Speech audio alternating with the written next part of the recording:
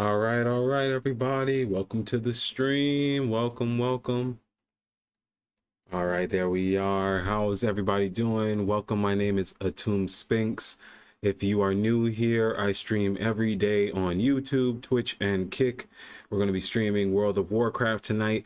I have some Timewalking Dungeons to take care of because I'm trying to catch up on getting this new mount that I want, as well as we're going to be weaving in some PvP matches. So let me go ahead and get us started for the day. But I do have a big surprise for those of you who've tuned in with us more often than others. Let's pull this up. All right, as you guys can see, those of you that know me, I have now switched over to Void Elf. We've been talking about it all week on the stream. This is an aesthetic change.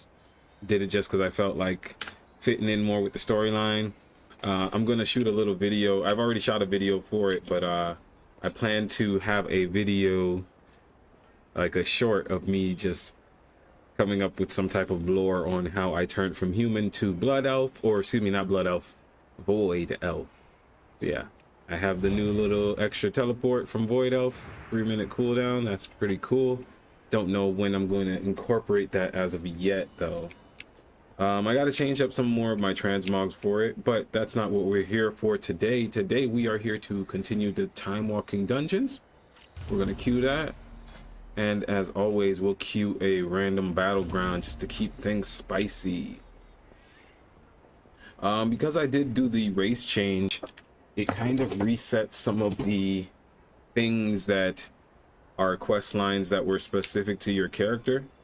So I'm going to have to do something for Heritage of the Void. So I think that's a little cool thing that I could show you all while I do that.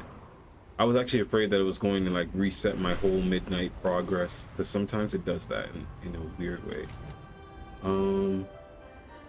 Meet Alaria Windrunner at Telgriff Rift. What the heck is that? Throughout your journey. Where is that? Broken Isles? Okay.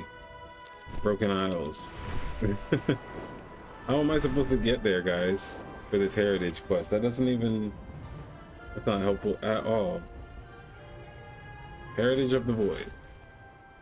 Throughout your journeys across the thing. Alright, you know what? Most of these start in Stormwind. Let's go to Stormwind.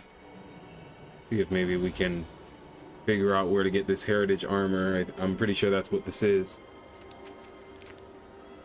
Yeah, so I wanted to do today's stream predominantly as a WoW stream and not Hearthstone today, because I felt like I have a lot to catch up on in WoW, specifically because I really want that mount. Let's grab the stuff from the auction house. Oh my gosh, my bag. Why do they look like that?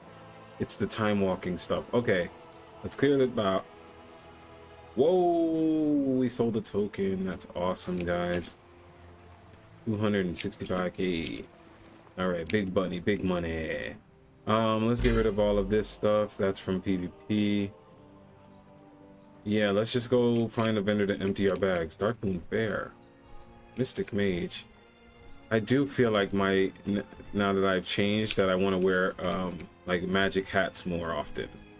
She's got a cool hat. We'll try and find a transmog where we can do something like that. But first, let's get this vendor going. Yo, I'm here to sell some armor. Welcome. Looking for something specific? Straight RP right now, guys. That's how you get it done. All right, so let's sort trash. I do love that when you vendor stuff now that it technically becomes a part of your appearance. This for transmog. I think that's a really nice touch. Transmog in general was probably one of the best things they added to the game. Back in the day, man, it used to just look like whatever you had on. That's so real life. All right, so arcane tomes, I don't need that. Let's sell this, sell this. We're gonna also sell this, Yeah, so today I was trying to spice it up, and I actually started to play a little bit of my warrior from way back when. I was trying to get him through his catch-up mechanic stuff, and while playing it, I was like, yeah, man, this just doesn't feel like me anymore. But I was like, yeah, I really want to spice up something this month.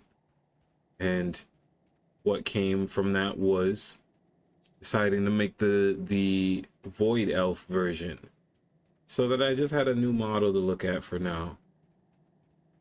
All right, this is still a lot of stuff. I gotta be careful not to vendor any of my PvP gear. That's another thing. I do wish that there was like just a separate tab specifically for PvP gear. That would be useful. It's not a mandatory thing, so I don't need. I'm gonna try and sell this hammer I had got. I don't know if it's really something good or not. I don't have any of the add-ons that would tell you if they're good for vendoring or not. But I'm gonna try and vendor that one anyways. Safe travels. This is from PvP. Yeah, that's from PvP. We got a bunch of those coins. Let's sort our bag now. All right, seems so far so good. We should vendor that stuff too. Open for business.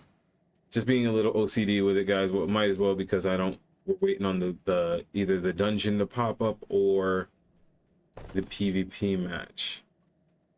Hopefully it's the dungeon, because like I said, I gotta run a lot of those, and you guys know how queues can be sometimes. Yeah, man. So I'm feeling the Void Elf. I am. Get 2 blinks. Like I said, I just gotta find a way to keybind that to make it feel more natural. So that way, yeah. Hello, warrior. It's crazy not being a human no more. Ooh, he's got some crazy transmog. Hello. All right, guys. Let's go ahead and go to the vendor. Let's see how much this is worth. 100 gold. All right, well, we'll create that auction anyways. It's 100 more gold than we had right now, right? Sell some more crap that's not necessary for us to be carrying. Yeah, I don't need any of that. If it sells, great. If it doesn't, we'll vendor it later. Whoa, why is mana thistle? Uh-oh. Am I stepping on the gold farming community's toes with this one? Mana thistle from Outland Crafting is 23 gold for one of them. That seems like something. It really depends on how quickly it sells, but you know, things sell now. Just put them all on the market. That's the real truth of the matter. Just put, goodness, these are some old mats that are really selling for a lot in Outlands, guys. We might have to go check out the Outlands, see what's going on, because look at this. This is from Midnight. It's worth 10 silver, but something from what I want to say is classic WoW is selling for 12 gold a piece. It's pretty good. All right, savory anomaly. This is a midnight recipe, okay. And then this one is also midnight. All right, we're good there. So we got all our bags cleared. Hey, thank you so much for the follow. Shout out, shout out. All right, we got our Timewalking dungeon to pop. We're gonna go ahead and switch to. Oh no, I think we're already in our PvE spec and with our PvE gear. Let's get it going. What's up, everybody? Greetings. I'm not gonna spam the chat this time. Just gonna say what's up. Greetings. Oops, cap flop. Greetings. Yeah, today I didn't feel like spamming the chat with yo guys, check out my stream or anything like that. Actually today's a little bit more of a chill stream day. I just want to play World of Warcraft. Don't want to be frustrated with anybody cheating in Hearthstone. Okay, that's all good there. Yeah, man, Frost is super fun. So, because like I said, I wanted to switch it up, and I was like, how should I do that? Should I really make an alt right now? And I'm like, no, I don't even have enough time to enjoy my Frost Mage half of the time. I'm gonna make an alt and have to deal with trying to find the time to do the dungeons or whatever it is I wanted to do. At first, when I was leveling up the warrior just now, earlier today, I was like, you know, I could just focus on maybe just PvEing with the warrior to have that feel again. And then I was just like, nah, man, I really like my mage. I'm not trying to change from the mage.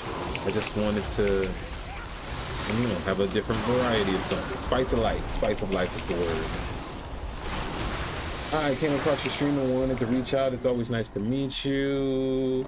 Other streamers, getting to know people in the community. Skizzle, man, what's up, brother?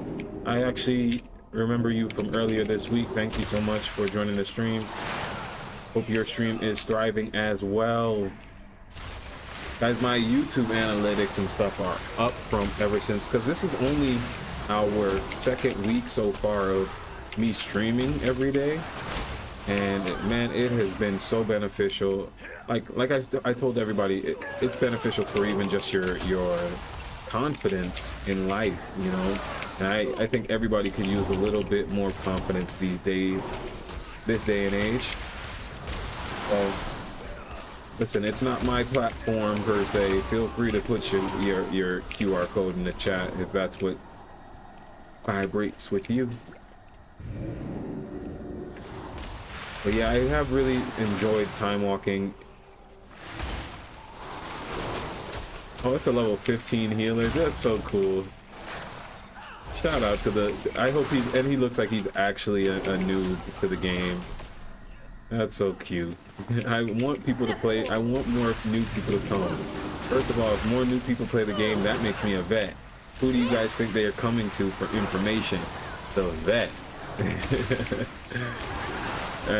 But yeah, that's why I try to keep it all simple. Like, even mage, bro, you can be great at playing your class without being specifically an elite player or anything crazy like that. You don't have to stress yourself out. There's certain people who, when they're playing WoW, all they do is run queue dungeons and go fishing every day. That's it.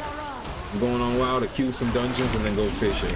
And that brings so much enjoyment to some people. That's what some people do with their life. Just fishing and I don't know, playing Hearthstone on their phone while they're doing it. That's what 2026 looks like. But it's not a bad thing. We just have to find a way that the things that we're enjoying, we can find time for them.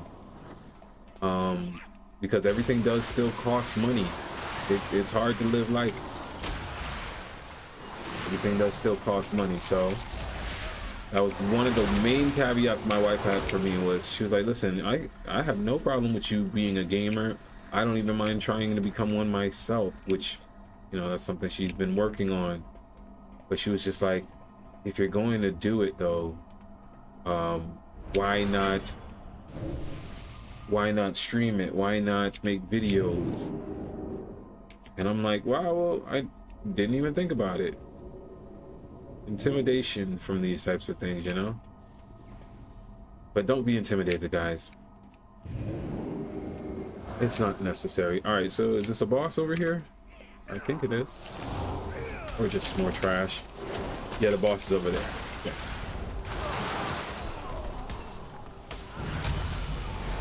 But I was talking on stream yesterday about Baldur's Gate 3, right?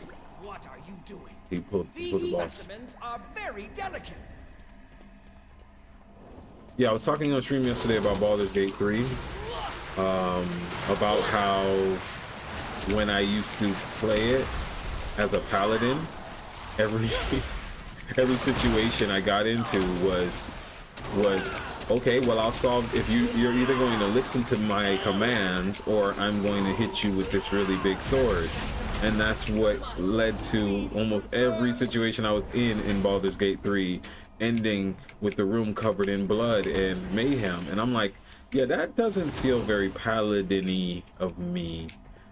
But when I actually turned the clip of me talking about that into a short for TikTok, which, go ahead guys and follow me on TikTok at Atum Sphinx. That's my real name. I turned it into a short on TikTok, and it got a lot more views than like my normal shorts would. And it made me kind of feel like, was that because of the topic of Baldur's Gate? which I still play all the time.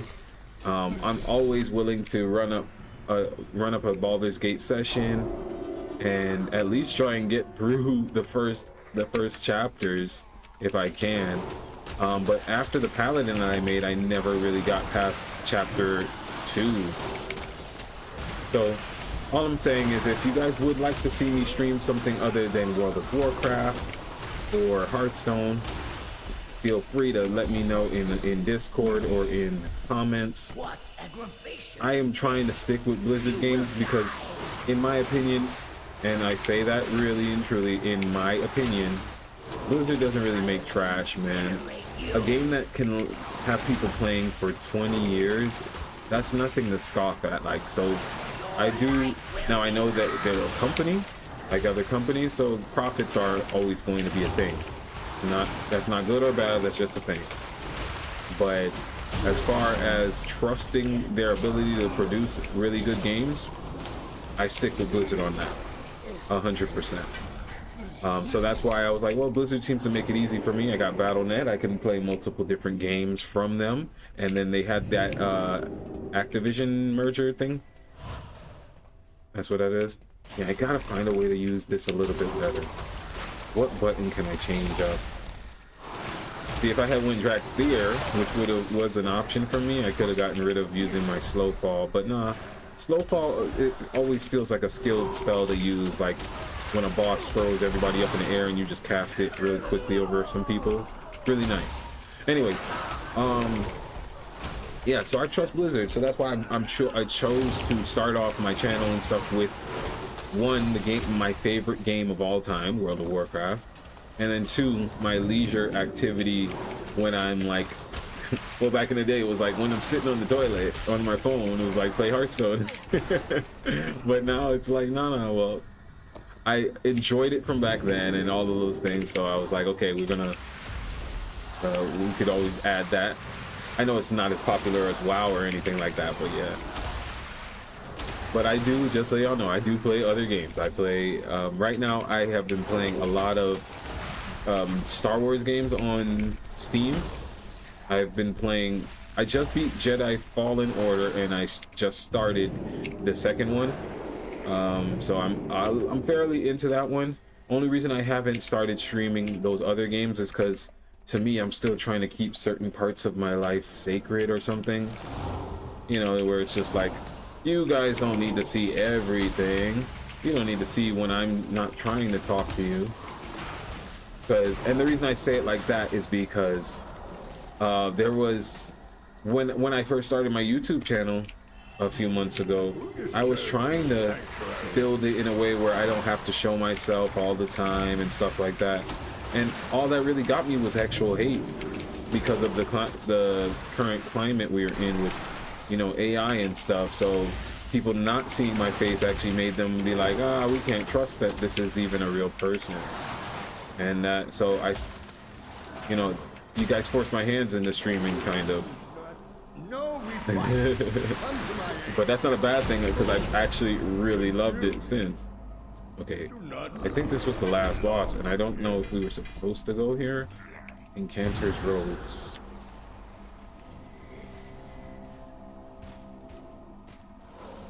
I'm trying to see what they even look like. What is happening? Yeah, he ran to the last boss and didn't finish whatever we were doing before. That's fine. Let's just leave. So kind of annoying because they reduced the amount of badges you get anyways, but it is what it is. We got that one done. Maybe the PvP match will pop up next. We've already queued there. Let's re-queue this and then wait for the PvP match. Should be up soon. Actually, let's go ahead and switch over to Frostfire PvP. Frostfire PvP. Actually, I wanted to show you guys this too because I've been getting a lot more views on YouTube and stuff because of my Frostfire PvP videos where I'm top damage, top all of this. So this is my build for my PvP. But I'm actually coming to change thermal conditioning. I feel like the way I built this Frostfire build is I like everything to be instant cast. Like, I want you, if you're fighting me as an opponent in World PvP or random Battlegrounds or rated, I only really do those. I'll do arenas at another time, but if you're listening to me, you probably already know that I do Battlegrounds and I dominate Battlegrounds. But yeah, I prefer that, because a lot of people are waiting to kick you when you're a caster. I prefer to have more instant cast spells and just have Ray of Frost. Ray of Frost is my one real hard cast. I was using thermal conditioning before so that my Frostfire Bolt would be, it brings it down from like 1.5. Let's just change it real quick and we'll see the difference, if it's really even that big. So this is 1.2 right now, right? We're going to switch to this, which says Frostfire Empowerment stacks 1 additional time, causes Frostfire Bolt to explode for an additional 20 damage. That's good. That's, for me, that's just more shooting instant cast Frostfire Bolts. I'm testing it. I think the test is going to be good, but this made it go up from 1.2 to 1.4. Really minuscule. I mean, better for PvE, definitely, if you're going to PvE as Frostfire, but for the PvP build, we're going to try it like this today. See if our Frostfire bolts hit a little bit harder, whatever. And yeah, we get this, remember, so that our Ray of Frost can come off a cooldown a little bit quicker with all of the shattering we'll be doing. And I wish I could have had Flash Freeze still, or even improved Shatter, or Heart of Ice, but these are the sacrifices we make. Time it takes to generate an Icicle. Glacial Spike deals an additional 2. And I also used to run Glacial Shatter, but I switched it for a full second of Hailstones, and I think that's actually better. Yeah, I think that's much better. So that is our build, everybody. We're trying to go find this heritage armor, though. Have no clue where to find this. Hello, Graw. Broken Isles, right? That would be teleport to Dalaran. Right, that we teleport to Dalaran to find what we're looking for, which is probably a girl worth fighting for. I sing songs from Mulan like 3 times a day, man.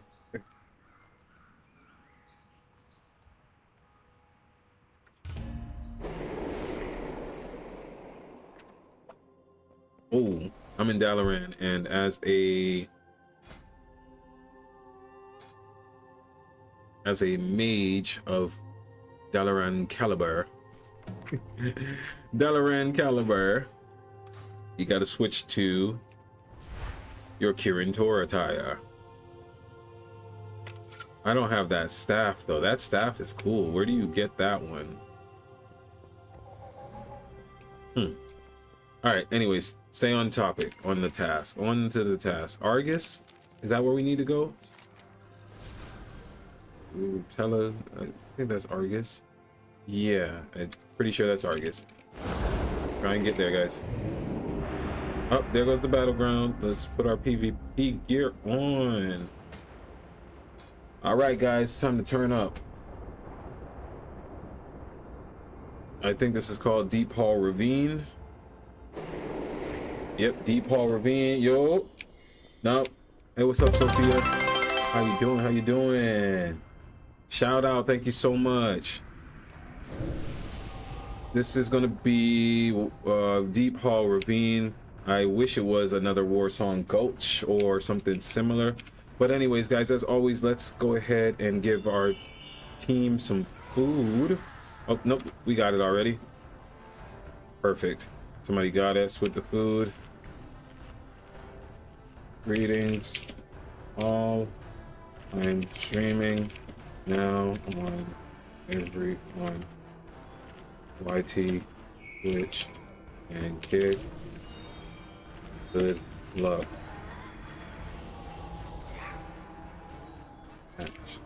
No, let's get the win. Forget good luck. Let's get the win.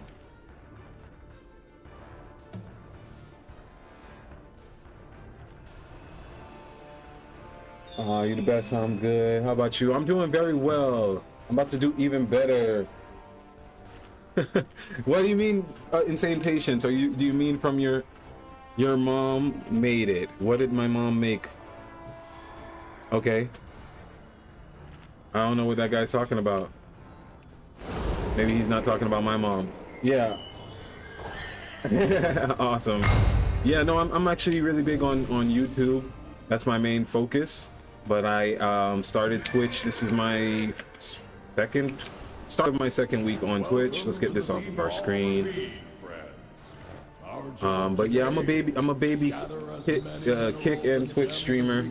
I'm a baby streamer, man, baby streamer.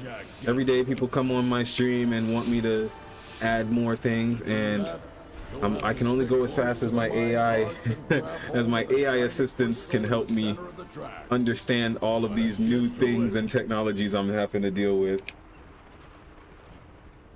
Yeah. No, the grind in WoW is for me, the hardest part is that when you're not tanking in WoW, you have to wait for every queue. All right, guys. As always, invis the team, pop a time warp, and we open on the warrior. Ooh. He started with the reflect. Yeah, no, sir. Nice try. All right. Warrior's down. Ray of Frost on the shaman, dead. He's probably gonna pop back up. Yep. Come on, guys. You had to expect that. Back on the shaman. Dropping comments on their team. Pushing. Going to polymorph the priest. Oh, he already got polymorphed. Oh, my team is doing it. Let's grab the crystal, guys. Help out our team by running it. They do not need us. They got our time warp already. Life is good. Let's keep it moving. Well, excited for GTA 6. You know, so I'm from Miami. I was born and raised in Miami, and now I live in Thailand. And I've lived in Thailand for 8 years. Me and my wife and my older brother live here. And I'm gonna have to tell you the truth. I very much believe that if I play GTA 6, it will trap my soul in a reincarnation loop in Miami, and I am not trying to get reincarnated in Miami. You understand? And actually, my whole thought process on GTA 6 right now is very much that it is going to be a cancer to the world. It is literally going to be the thing that awakens the beast. Okay? If the beast is Mr. Beast, well, then we're already too late. I say all of that to say that this is superstition for me, but I probably have no choice. I think everybody, if you look at like Twitch and stuff, the top 2 searches already is just chatting, and as the type of video category, and Grand Theft Auto 5. So it's literally going to monopolize so much of like the world.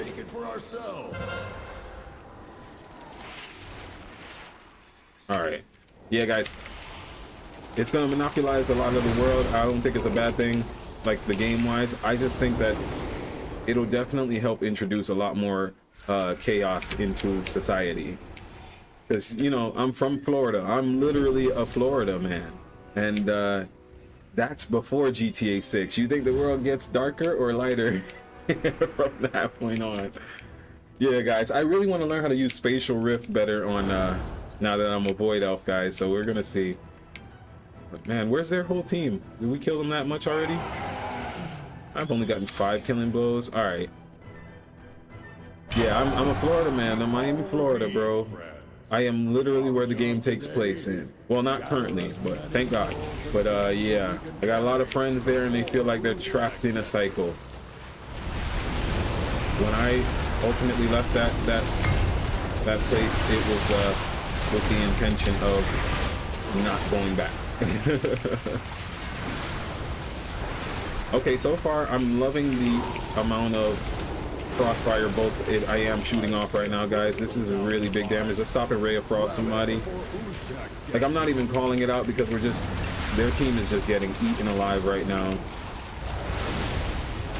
But shatter that shaman. Come on, shaman, fall.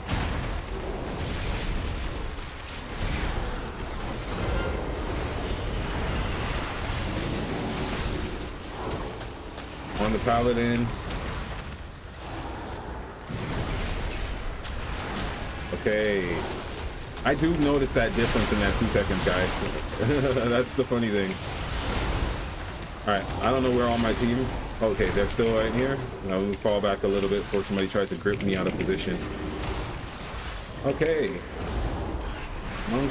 Woo! 57k off of the Frost Firebolt. That's nice. Okay. That's that extra 20% damage, I guess. Shatter. Yeah, guys, this is why I am so glad I'm not on Horde anymore.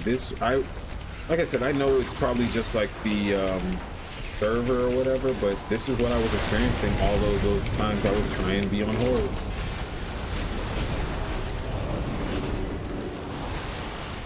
And it was so hard to get any world PvP and done or anything. Come on, guys, let's go finish it up. Chatter.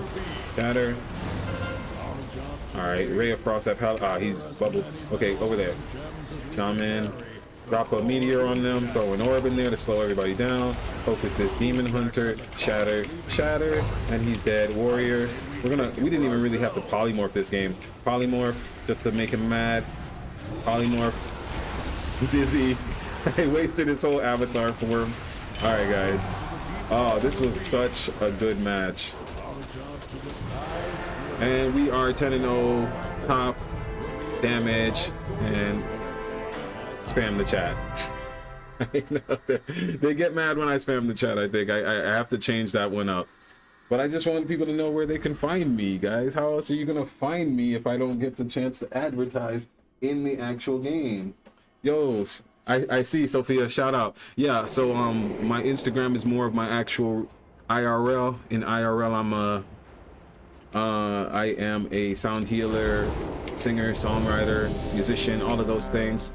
All right, guys, it looks like our dungeon now popped. We got to switch back into PvE gear at least. Come on, guys, that popped up really quick. All right, we got time. Just go ahead and switch to PV Icy Veins. Yeah, so yeah, I do sound healing. You can find my music. You can Google me. I've been a musician my whole life. I've done American Idol. I've singer, songwriter, all of those stuff. But yeah, when I moved to Thailand, after years of working in the plant medicine space, I switched my focus to purely mantra music. And then I was introduced to the handpan after COVID. I lived like a hippie for a while. I owned a recording studio here in Chiang Mai. Actually, it was originally a guest house, and I was supposed to be renting it from whoever was the original owner. We were going to run it as a business like that, and COVID happened. The shutdown happened the exact week that I moved into this guest house. And everything had to pivot from there. I put in a lot of money into doing that, and my wife was like, all right, well, let's turn this into a recording studio, so at least for you. And at that time I started to watch Hearthstone videos and stuff, and that's when I first started to really get into it. So 2020, I was watching the World Hearthstone Championships, and I was like, oh, I could do this someday. So anyways, yeah, I started living like a hippie, because when things opened back up here in Thailand, everybody just came out like vampires, man. Everybody was just like, I need community, and me included, man. And I went to one place at like a spa. Me and my wife went out to a spa, just kind of like a pool and just hangout place one day, and there was a Japanese guy there, and he was really cool looking, you know, as Japanese people tend to be with the swag, right? And he was sitting there and he was playing the handpan, and I never heard the instrument. Well, I never knew of the instrument before this.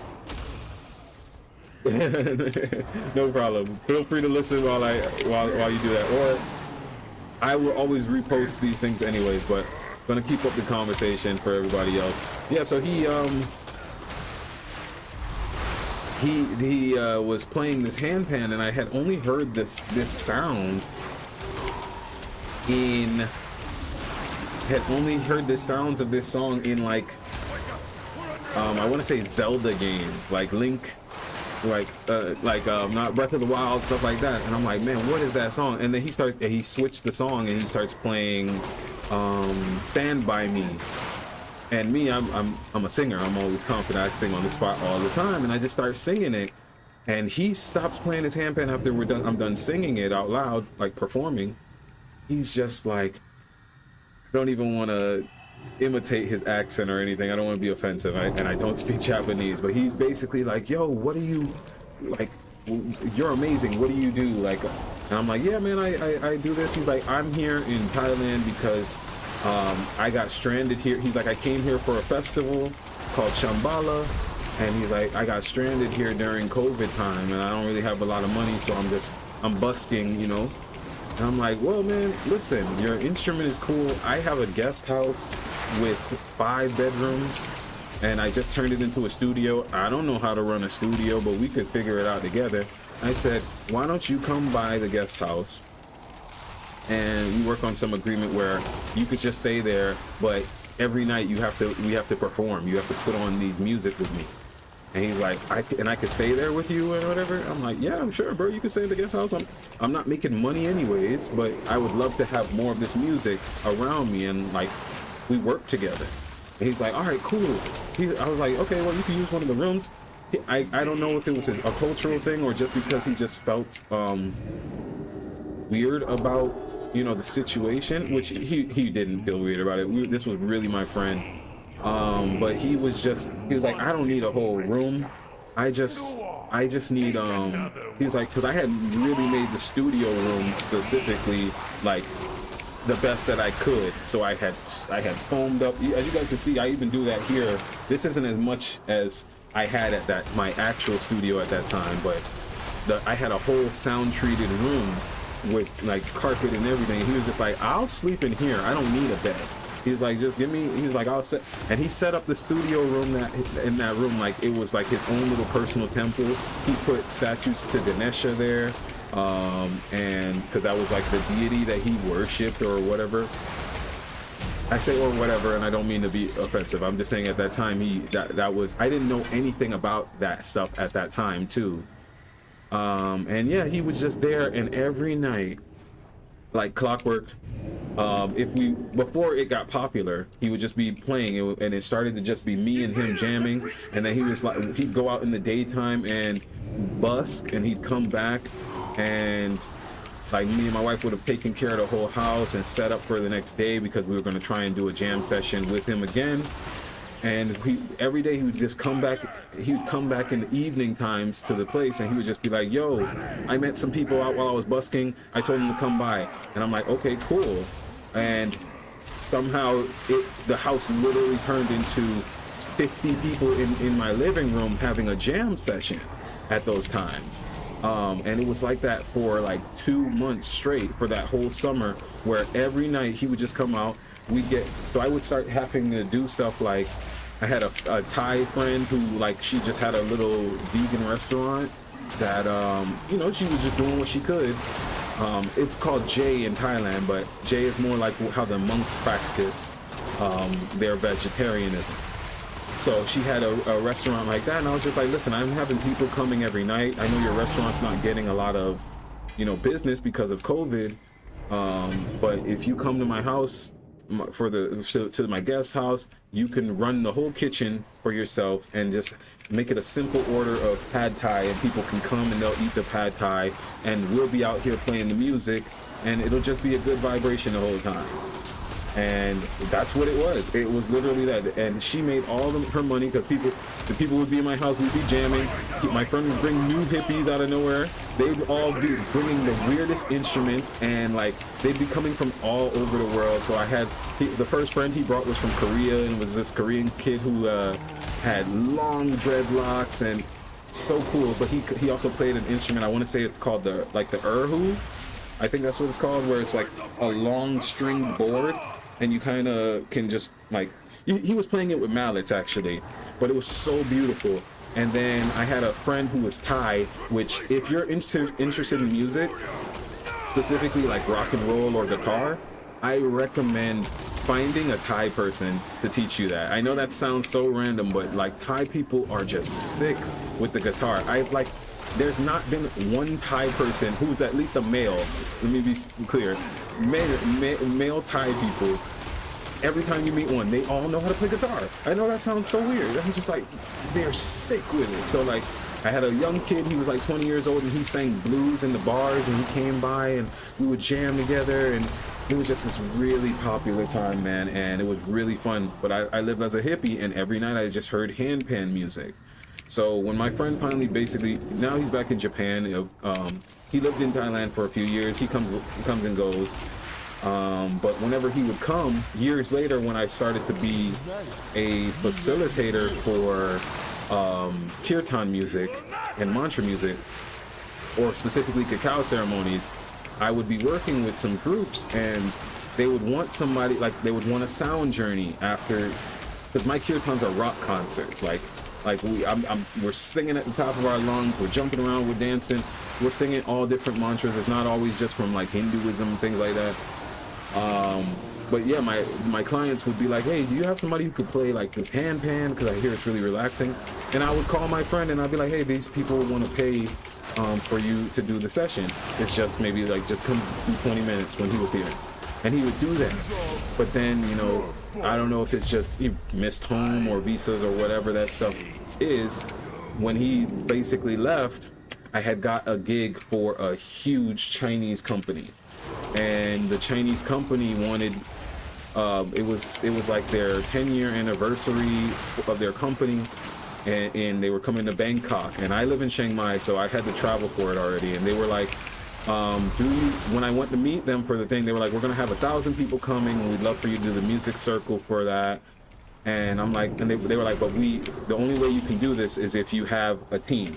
At that time, it was just me and my wife really doing the music circles. We had worked with a group of people who got us initiated in doing this at first, but they were off doing their other stuff, so I had no team at that time. So literally, while I'm in the meeting with these people, I'm texting friends, I'm texting everybody like, hey, you feel like coming down to Bangkok on October and doing blah, blah, blah? And, you know, I got people to say yes, but then finally, the owner of this company, he turns to me and he's like, hey, and he pulls out his phone, he's like, hey, do you guys have this instrument? Do you have a player for this? And it's a handpan. And I'm like, man, where's Taka? Taka's not in the country right now. And I text one other friend who I knew, and he was just, I think he was out of the country or whatever it was, if I'm being honest, I was so disappointed. If he was in the country, I think he was in the country, and he was just kind of like, oh, I'm good off of that. And I was so disappointed, and that's not even fair to him. Don't be disappointed in people, bro. You'll end up hurting yourself every time. He was just living his life. I came up with this thing that was like an opportunity in my head, and I got upset when he didn't view it as the same type of opportunity. But the good thing about that is the universe was also making more ways for me to step into my own, let's say, power. Step into my own power. All right, guys, we finished up that dungeon.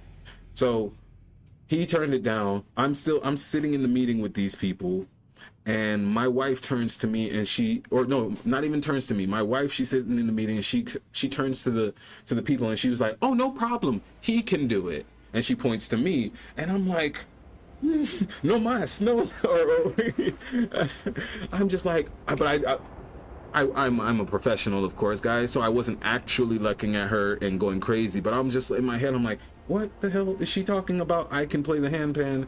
I've never played it, even though my friend Taka was there with me all the time. I never played it, and I didn't own one, mind you. So she says it. While she's saying it, she's like, don't worry, he can play the handpan. And she's holding up her phone to me and showing me online where she has already placed an order to buy me a handpan that will be there a week or two before. Oh my gosh. Okay, that was strange. Yeah, it was going to be there a week or two before the actual event. I get the handpan, it comes to my place in a week. I ride down to the event. Well, first, before that even happens, we leave the meeting and I'm talking to my wife and I'm like, why would you promise that? This is for 1,000 people. I'm not that type of musician. I barely play the guitar at this time. And she's like, bro, it's just a drum. Like, it's really just a drum. Like, relax. And I was like, you know what? It is a drum. She's like, exactly. There's no wrong way of hitting a drum. You just need to, like all instruments. She's like, first of all, you're a savant. Stop downplaying yourself. But she's like all instruments, just feel it. So I sat down with my handpan and I started playing, and I played the first song that I always play, which is my song, Rainbow Song, or Spirit of Nature, which you can find that on Spotify. You can find it on my YouTube or everywhere. So go ahead and type in Atum Sphinx, Spirit of Nature. And this is a song I do in most of my ceremonies where it's called Tall Trees, Warm Fire, Strong Wind, Deep Water. I can feel it in my body. I can feel it in my soul. And I start playing that on the handpan because each one has a note for it. And that was the first song I learned how to play.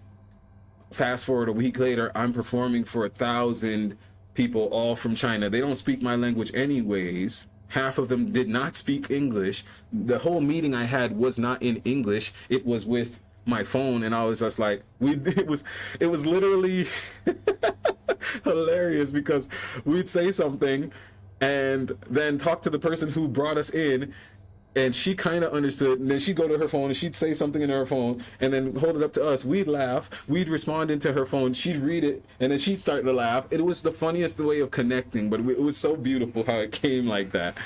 I tell her all this stuff, and she's like, oh, I want to actually play with you too. She's like, when you have this handpan thing, can I play singing bowls? Because she's the woman who brought us in. She was also like a very spiritual woman in China for her company. She does all of the singing bowls and sound healing. She did her own session in the pool at their hotel that they had booked for us as well. No, listen, they pretty much flew your boy out. Like, I was like, listen, I'm all right with y'all. Okay, they were like, yeah, next time you can come to Beijing and you could do this, or Shanghai, I think they were based in, whatever. I'm like, yeah, of course, anytime. But that's the long story on how I became a sound healer and started playing handpan. So now I've played handpan for 2 years, and last year and this year was the first time I got to release my albums specifically for handpan, and then the ecstatic dance and spa versions, which are called Atum Sphinx Space Sounds, handpan music, ecstatic dance, and somatic rest. And all of those are now on Spotify and Apple Music, but you can also listen to them on YouTube, anywhere. And that's really what happened there. So all right, there's a lot of quest lines here in Argus, and I still don't even know if this is where I was supposed to go to do this, what do you call it? Do the quest line for Illyria for my heritage armor. That's really crazy. All right, guys, we're gonna go. Did we queue for the other battleground or just the dungeon? No, we gotta queue the battleground. Battleground gets the people going. I do like that if you wanted to, you can come back to these places and do these quest lines. That's what I'm saying. WoW is a never-ending game. I could literally start go to any zone and start their quest lines and just still be playing them for like 10 years without even trying to play the new content. So I understand why some people are like, I'm gonna stick with classic because classic is what I know. That's what I knows, you know? Yeah. So I'm looking kind of like Jafar now that we're now that we switched to Void Elf. But wow, Jafar. So guys, another show helps with awakening, okay? If you believe in spirituality and stuff like that. Awakening. You have to watch, and I grew up wanting to watch this show, and you know, everything happens for a reason when it's supposed to happen. They just put on, at least on Netflix Thailand, don't quote me if it's on all Netflix, but they've just released Stargate SG-1, the full 10 season show on Netflix. And me and my wife have spent like every morning, because I'm up I'm up at like 3 in the morning. I still work on American time zone, stuff like that. So we spend our mornings kind of watching this as a background thing, and it's just so mind expanding, because when it comes to like future and tech and in technology, stuff like that, we're always thinking about like, well, right now we're thinking about AI and stuff like that. We're still thinking very simplistic on what technology even really is or looks like, you know, because some people forget that technology is also this brush right here, that's technology. A pencil is technology. So, but you cannot really fathom these things unless you have like an imagination for them. Like the imagination is its own realm that you have to be able to tap into. So most of the stuff that they show us, any type of content that they're showing us, is now adding that into our psyche. And they show us some things because galactic law, just like in this game, dictates that you must be at least aware that this thing exists. You understand? Because if we think about like galactic law, we're talking about outer space law, like court and order, stuff like that. If we think about galactic law, ignorance of the law is not an excuse of the law, basically. So you go to a place and you steal something, but you don't know that that's stealing, that the law is you should not steal. That doesn't defend you when the cops come and say, hey, you stole this thing. You can't just be like, oh, I didn't know that's stealing. Where I'm from, that's not stealing. They'll still be like, yeah, put him underneath the jail. So that being said, in a fair game, which if we think about life or society as a game, like World of Warcraft, in a fair game, you still have to have access to be able to go learn that these laws exist. But if you break these laws without having the knowledge that they exist, then the house wins. They don't care, because their excuse will always be, well, the knowledge was there. It's not our fault he didn't go study it or find out about these things. Now I'm gonna bring it back to talking about Stargate. So there's certain things, there's certain aspects of reality that have to be shown, and it kind of makes you wonder, like, why are they showing me this thing now? Like, what's happening in the world, or what's happening, or what are they trying to usher in that they're showing me this thing now? Like, everybody thinks, and I'm gonna bring it back to this movie because it's been a big topic all week. Everybody is talking about the Odyssey right now, right? Well, Spider-Man now, but the Odyssey last week. And Christopher Nolan, great director or whatever, could do any movie, could do a movie from scratch. We could have gotten another Interstellar. Not saying anything's wrong with this movie. The Odyssey is great. I actually really enjoyed it. Upon reevaluation, I gave it a 9 because I realized it wasn't about the story, it was about the cinematography, and that's great. But once again, to bring it back to that topic of galactic law, why the Odyssey? Why that story? Why the telling of it not like that now? It's an ancient movie. He could have given us any movie right now. Why are they bringing back rehashing these stories? That is it that Hollywood really has nothing new to talk about, or is it that there's something in that storyline that we need to know in our subconscious as a collective human society that they're trying to show us? For me, the theme that movie kept trying to promote was breaking Zeus's law, which Zeus's law was pretty much the same idea or concept of be kind to your neighbor, which it's also not technically Zeus's law. These things came from ancienter societies. It was actually a goddess's law about, I'm not going to say her actual name in that sense. We're going to say Est. It's a goddess named Est coming from Egypt, and at one point her husband was cut into multiple pieces. She had the magic to bring him back from the brink of death, but she needed those pieces, and those pieces were scattered across the globe. And while the person who did that to her husband was also hunting her down, so she had to go into hiding. But she was a goddess, so when she went into hiding, she took on a form of an old woman. So when she took on the form of this old woman, she needed help to go places. She needed to put on the guise of being an old woman. And anybody who turned away this old woman who was traveling the world was offending a goddess. So often, in godly type of nature. Once again, you guys can perceive this as a story. In godly type of nature, this goddess would punish those people who turned her away just because she was in a feebler form. And that was why the concept that we all got in our consciousness was, hey, be kind to everyone, because you don't know what that person is or is going through, or if they have the potential of changing your life.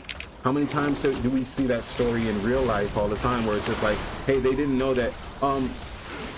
There's a show that's called I think Undercover Boss, where literally the bosses of these Fortune 500 companies or whatever goes undercover as a regular employee and sees how his workers are treating that business. But you don't know, so it's supposed to be kind to everybody, because you'd want them to be kind to you. And that was the biggest theme that I got taken away from the Odyssey. But once again, it kind of still goes to, okay, well, we all kind of know that. Why are they showing us this now? What about this is galactic law that they need everybody globally to be talking about this concept? Well, what's going on globally? War and anger and hatred and all types of disagreements of people of different races and cultures and all types of background. So this is kind of a galactic law type of message to be like, hey guys, until we get this right, none of us can go home. Nothing will feel like home until we start to realize, like, hey, it's all one thing, and we're all ultimately just struggling to try and keep it together and live. So, hey, can we just agree that I don't need you to die for me to live, and we could just keep it at that? I got another fancy hat, guys. Oh, okay, this is the same one I had before. Yeah, so that is my whole thoughts on that. Now, once again, bring it back to Stargate Atlantis. This show is amazing. Excuse me, that was Stargate Atlantis I was just talking about, but SG-1 is the original, and it's talking a lot about just so many galactic themes that you wouldn't even think about until somebody else kind of put that visual in your head. And I think that is a brilliant way to expand your mind. Like, I'm telling you, you could think something crazy and know that there's something out there or someone out there that's thought that thing 10 times crazier or before you. So that's what I was saying about like GTA 6 earlier in this conversation with Sophia in the chat, is that the world already has people committing atrocities and stealing and looting and doing all types of stuff every day already. You think that's gonna be better, or do you think, just basing it off of like analytics and statistics, you know, we're talking numbers, do you think if we're currently already doing this thing at what seems like astronomical rates, you know, every day you hear something negative in the northeast, west, south, or the news, every day you hear something new and negative, you think that's going to be less when the game about stealing and killing and drinking and all of that stuff, do you think that's going to be less in our actual physical reality? Or do you think that's going to introduce that into more psyches of people? That's why I said I'm a young man. I'm born in '92. I love all of the same types of themes I've had to go through that you all most likely have gone through. We've all been bombarded with, let's say, AI slop right now, but we've been bombarded with what I'll call the Black Book. If you know Yu Yu Hakusho, they call it the Black Book. Pretty much the worst thing, the worst atrocities and stuff that humans can do that would be just under the level of considering them demons for doing this, I guess. Whatever. We've already done those things, man, and it's terrible to say that, but we've done them already. Do you think we're going to do it less when this game comes out? I'm not saying games need to... I'm literally playing a game right now where the guy standing next to me is casting a spell called Seeds of Corruption. So I'm still... like, are you serious? Like that? I'm not trying to say like, oh guys, just play Candy Crush or whatever all day. I'm not saying that at all. We have to have villains and stuff like that in the game. All I'm really saying is... this is going to be controversial to say this exact phrase, but stay woke, man. Just understand that like these things can affect your mind, and so just try and chill out. Do what actually feels good to you. No judgments left or right if you choose to play Grand Theft Auto. Like I said, I'm of this society. I'm not better than anybody else. I'm probably gonna try it. But one way that I say I keep myself from rushing to the stores and letting that game consume my life is by me saying, hey, I'm from Miami. And I don't want to be in Miami. Let me not even pretend I'm back in Miami in a video game. You understand? I don't want to wish that upon my worst enemy. That's the truth of it. So I appreciate y'all for letting me go on my little occultic rant. I guess I had a lot to speak on that. So just a few takeaways from that. Make sure you guys watch the Odyssey. It's actually pretty cool. I think Matt Damon was really good at it in it. And more so, a lot of the hate that it was getting, completely unwarranted and unfounded. Watch the Odyssey, guys. You will not regret it. All right. Let's go ahead and use Orb of Deception. Oh, Orb of Deception makes me a Night Elf? That's strange. I'm a Void Elf though. Or is this not supposed to be a Night Elf? Is this supposed to be a Nightborn? Yeah, I guess that's a Nightborn.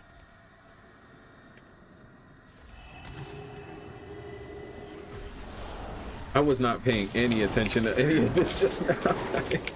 But it's still top damage, but I don't know about y'all servers, but on my server, on Horde and Alliance, the biggest guild is called the Old Gods. I see this guild everywhere. And that's a really cool Draenei model for a Warlock to have. Man, I could have put a little bit more thought. I like the Draenei. I think they will be my final evolution though. Like in a few months or so when I'm like, okay, time to switch up from the Void Elf, because that's actually, the Draenei is the only race I've never actually made a character, to be honest with you. No, I've done the Draenei starting quest lines stuff, so I've definitely made a character, but I can't tell you if I got that character outside of the starting quest. I never put my flask on. No, that's not necessary. We'll flask before our PvP match. That way we could own some more people. And badges, man. I'm gonna complain about that every time. Come on, man. 25. Just make it easy for people. Spam my chat.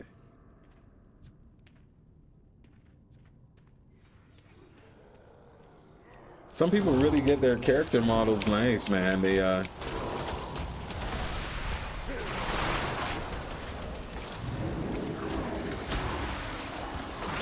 I'm probably gonna get in trouble eventually for posting in these things. Let me stop doing that, guys. I'm gonna change up my macro so it doesn't spam them and just puts out a little nice thing that says, "Hey guys, I'm streaming. If you want to follow the stream, you can find me at Atum Sphinx," something like that. Good luck on your badge. Because I'll be upset if I get I don't know. Back in RuneScape, they used to mute you.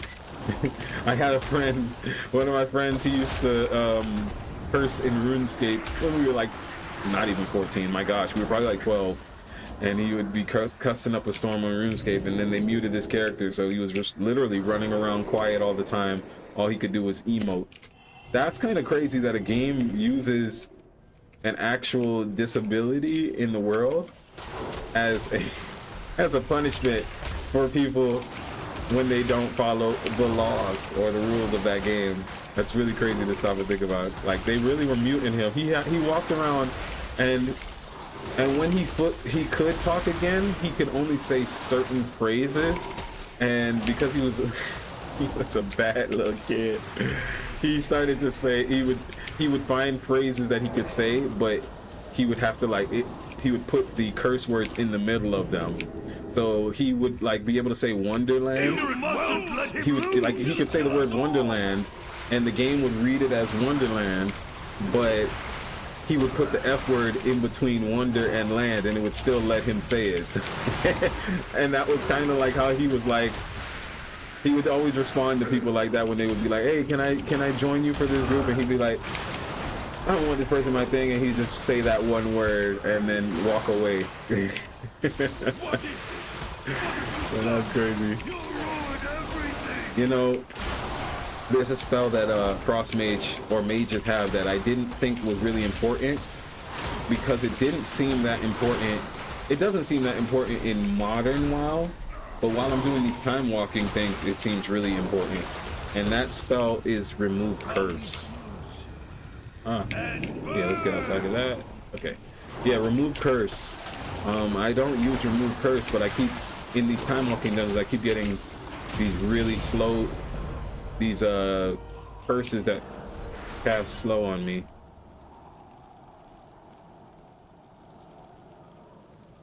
Yeah, sorry about that. Okay, let's get out of here.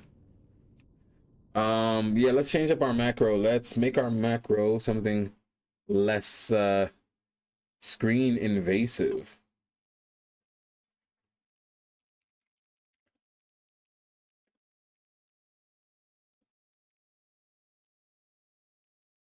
Telling them good luck.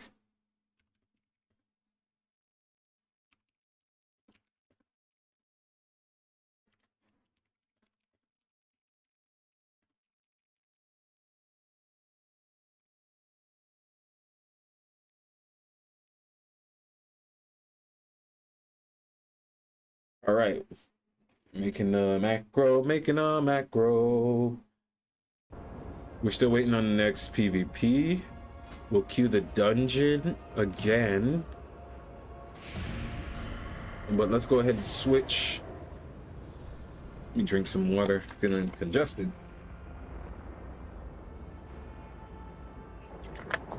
We're gonna switch to our PvP gear. That'll probably pop up before the next dungeon. I think I'm going to use Spell Slinger in this next PvP match, guys. What do y'all think? I have a Spell Slinger PvP build.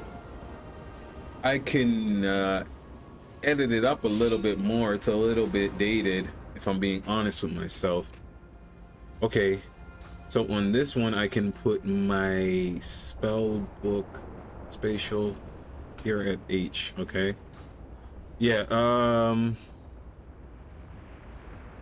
Yeah, this is a little bit dated. I don't know.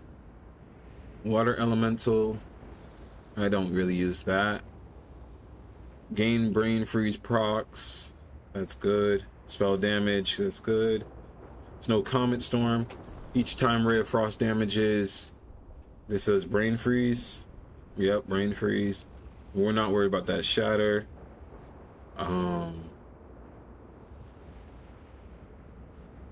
Frostbolt, Glacial Spike. Damage is increased. Yeah, Spell Slinger PvP this time. Let's see how good we do. What about over here? Do we like what we see over here? Yeah. Mass Invis is nice. Remove Curse. Why do I have Remove Curse here? Counterspell cooldown. Counterspell prevents casting. I want to get mirrors. No? That's what I'm missing in that slot. Mirror image. We get rid of this, but then we need to do... Ooh, I don't know. I think this is... I think I have put... Well, greater invisibility doesn't need 2 of that. And... Okay. Yeah, let's do that. There we go. That's what makes it a little bit better. We don't need Remove Curse. We don't need that extra speed boost.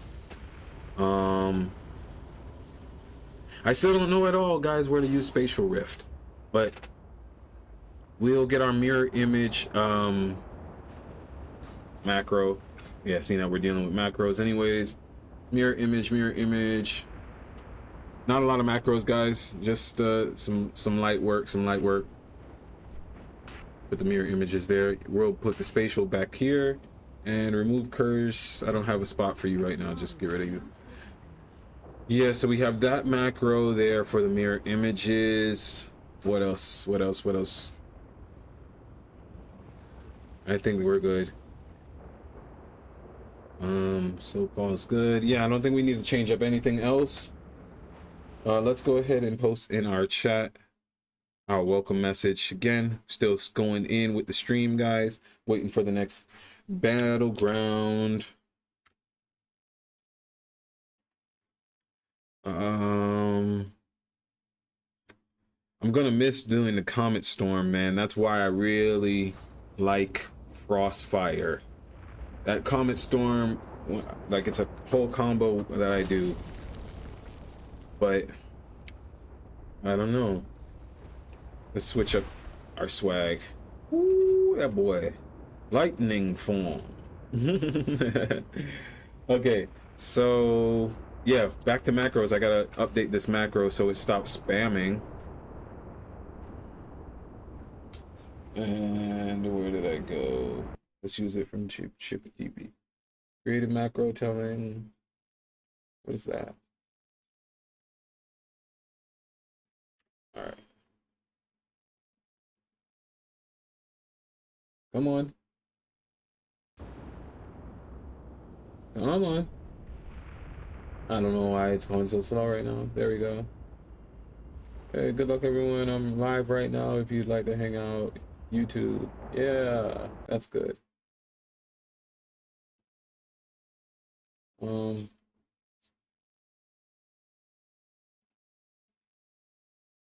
Let's see if that macro works.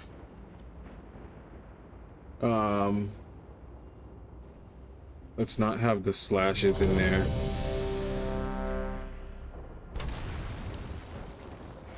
Let's space that away so it doesn't make a real break. Wow, it looks like our dungeon popped again, guys.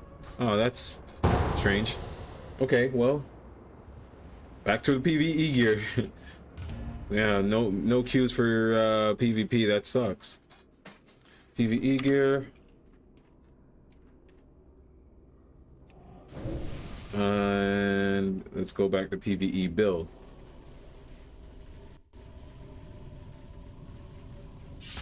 Did we save that macro? I hope we did. Yeah, we saved it. There we go. That looks much better, guys. Maybe people won't be upset about that. We'll be less upset about spamming the chat. And if I've been in the chat with you, or if you're in my chat right now and you felt some type of way when I was like, yo, check me out on live and stuff, just know I didn't mean any animosity. Just trying to make a living while making a killing on these mobs. All right.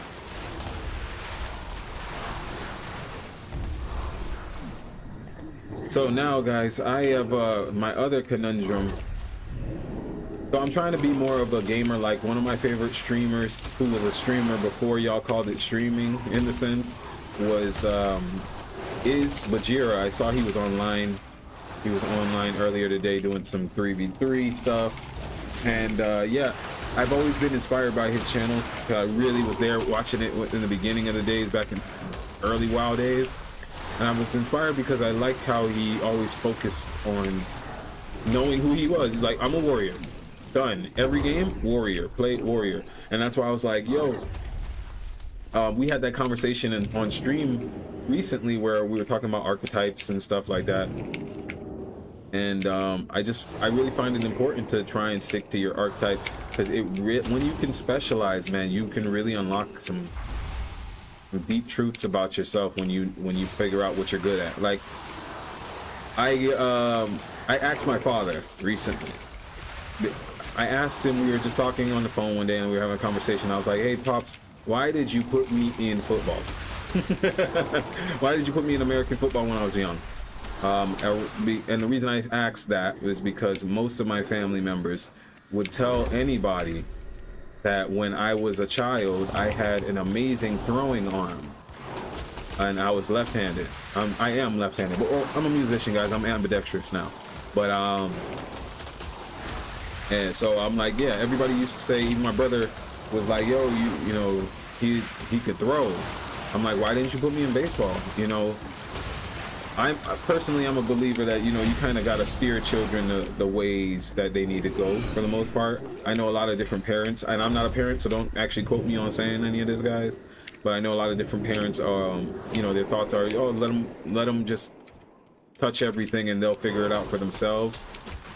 I very much still think that children have innate traits that need guiding towards more societal things that we would have like that fit. Like I said, I don't know another scenario I can give y'all an example of other than just talking about myself. So just gonna talk about myself from my perspective.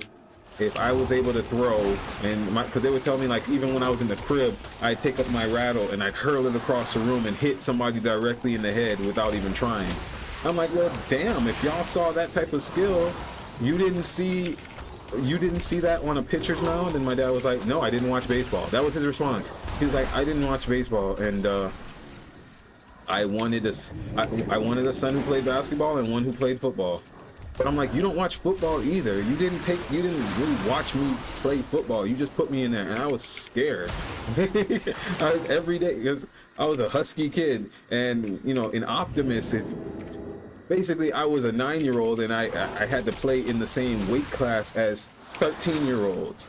Trust me, a 9-year-old playing football against a 13-year-old, he should be scared. He should be terrified. I don't care what his size is. A 9-year-old doesn't have that same type of, he don't got that dog in him. You feel me? Especially for a sport that he's saying, I'm not actually interested in it. Now, if you're grooming me to be interested in it, that's a different thing. That's what I'm saying. I understand parents want to groom their kids. I live in Asia. People get tutors for every single thing their kids are interested in over here. But that's not what my father did. He put me in football and kind of was like, all right, let them coach you. And I'm just like, nah. So as soon as my father wasn't there anymore, and my mom was just like, you know, you don't gotta do that no more. Stop doing that. But now I grew up without having a main sport, but I played football throughout my whole, from 9 years old till end of high school. But that's not what I was built for. I mean, like I said, even in high school, I was never a player that was like, this guy's gonna be the thing. I played on teams and for schools that had some of those players. Like, some of my friends are in the NFL, or excuse me, I say friends. Some of the people who I knew in high school did make to the NFL, but a lot of them didn't. And some of them who are in the NFL, they're not doing the best right now, but there are some who are. There's I have a friend. Once again, guys, using the friend term loosely, but I went to school with Philip Dorsett. I don't know what position he plays now. I think he played wide receiver for a while. When we were in high school at Chaminade, he wasn't playing that, and then he went to St. Thomas Aquinas, I believe. And I watched a couple of his games at St. Thomas Aquinas. Man, amazing kid, built for it. His whole family was like athletes. I think his sister ran track when we were all at Chaminade. Philip Dorsett was one of them. I think the quarterback of, I don't remember his name. I think his name was Stephen Morrison, and he played for UM. He was my quarterback when I played at Monsignor Pace, but I was only there for a season, and I didn't make it varsity that year because, like I said, I wasn't great. I was just big enough and skilled enough, but like by the time I got to high school, the size difference that I would have had was at another level by that time. Okay, when I was in middle school, I could play like a nose guard position or a lineman or something, but as soon as we got to high school, I'm now going up against 6'5" guys who are 300 pounds that were bred for this, and I'm I'm 5'10" on a good day, you know, that's the joke. Yeah, at the time we're talking high school, I was probably like 160 to 180 easily, but no way was I'm going to push over a 300-pound lineman. So no, I played one season there at that my junior year. I played football for 2 years at Chaminade, and then junior year I went to Pace. Played JV there, didn't move up to varsity, lost the scholarship because I didn't move up to varsity, partially didn't move up to varsity because I was going through a breakup with my girlfriend who I switched schools to try and be with, but you know how those things go, guys. Like, at the end of the day, teenage dramas we gotta let those things go. So I was let's just say depressed. I was having anxiety as a teenager at that time. So then when I left that school, I went, for the first time, I got sent to public school. And it's so funny how private school kids talk about public school. Like, when all my friends were hearing like I was going to public school, they were like, dude, they have like guns, like, in every kid there, and you're gonna get so much girls. And man, it was so funny how private school kids talked about public school. Hilarious. But I went to a public school for the second half of my junior year, and I graduated from that school barely, because I was never a firm believer in doing homework. As you can see, I now try to make music and game for a living. What was calculus going to do with any of that? I don't know. But so I when I had that conversation with my father, I asked him some things every now and then just to see how they think, like how my family thinks, or what they were thinking. And at the end of the day, I've been married for 8 years, and no, I do not personally want or have children, and that is probably not some rare statement to say right now as a millennial and in this era and time. But yeah, so and it's probably what people always seem to skip out on, that is, it's probably because our parents and stuff showed such little care at certain times. Like, it was like, bro, come on, man, what do you mean you just wanted to have that? And then you got to do the work. You got to do the work, though. There was no way I was going to be up there like that for that. But the thing that I was great at, singing, music. The amount of opportunities in my life that music has paved the way for has always been shadowing all of that, like overshadowing all of that. So I am not complaining about my path. I just was trying to understand, like, to play baseball, bro. And low-key, baseball, kind of a lazy sport. Yeah, don't sue me, guys, but it's kind of chill. Like, versus throwing my body at somebody at full speed, going like this every now and then sprinting, or, you know, catching and then throwing, kind of seems like the easier route, guys. I mean, what's the age difference in those sports? That's the real question. How long can somebody play baseball, and then how long can somebody be Brett Favre? I don't know. We'll find out next week on Dragon Ball. Okay, 34 minutes on this random battleground, guys. Actually, we're gonna go ahead and take a little break on this stream for a second. We're gonna take 5 minutes, or actually, we're gonna take 10 minutes. I want to make some masala chai. Thank you so much for joining. In that 10 minutes, I'm gonna pull up the BRB screen, guys. We're gonna get out of this queue. Please stick around. If you're on YouTube, please be sure to like, share, subscribe on the live stream, as well as joining on the channel and checking out all of our content there.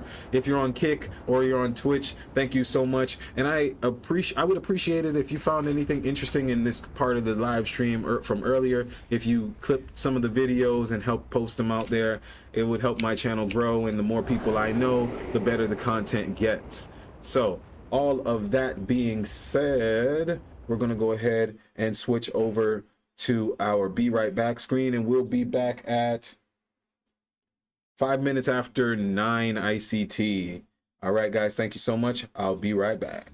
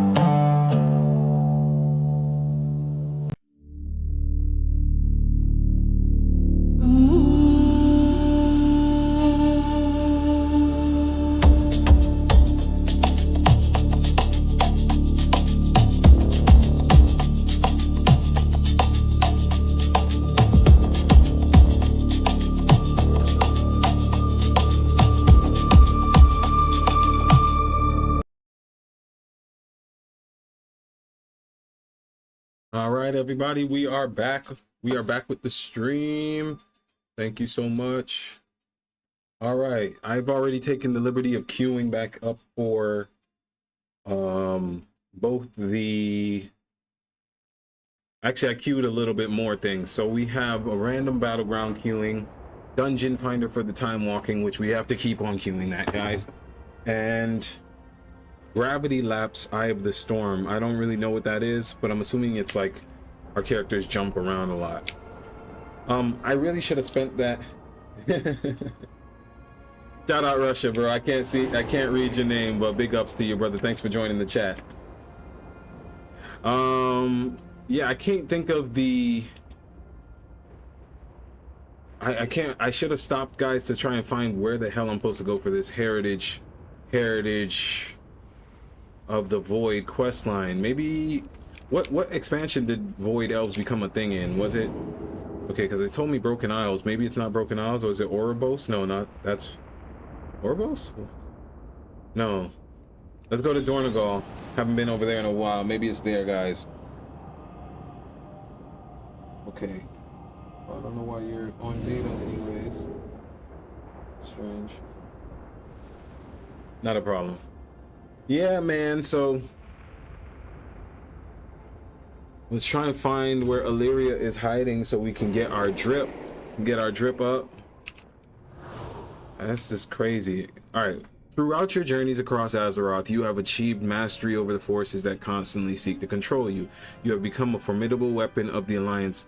Atum Sphinx, return to the Void Rift. So, wait, do Void Elves have a actual spell that just takes us there? Maybe that's what I'm missing.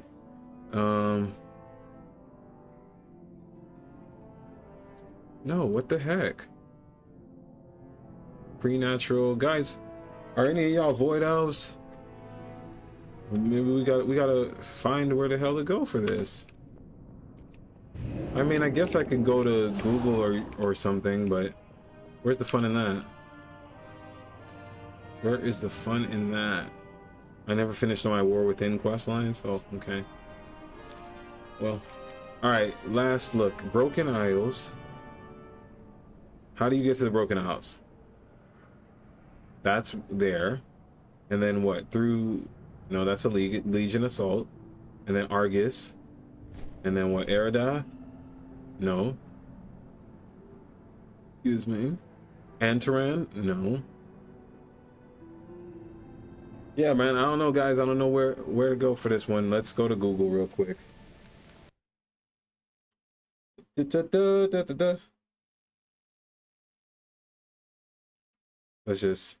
have everybody look with us. All right, guys, we're going to pull up. What are we looking for? Void Elf Heritage Quest. How to unlock the Void Elf Heritage Quest. Evil Demon Master Gaming. He's about to get a view. Guys, we're going to watch that real quick on the stream. All right, location, guys. Heritage armor, and this was all the way back in. Hurry up. I just need the location, bro.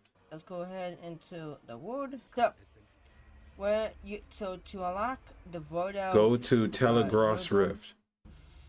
Yeah, be Horde Alliance. Stormwind Embassy. To unlock the. Okay, so it is by that embassy. Okay, that looks like all we needed, guys. All right, let's go back to WoW. So go to Stormwind, go to by the right. Hey, what's up? Nox Mage, shout out.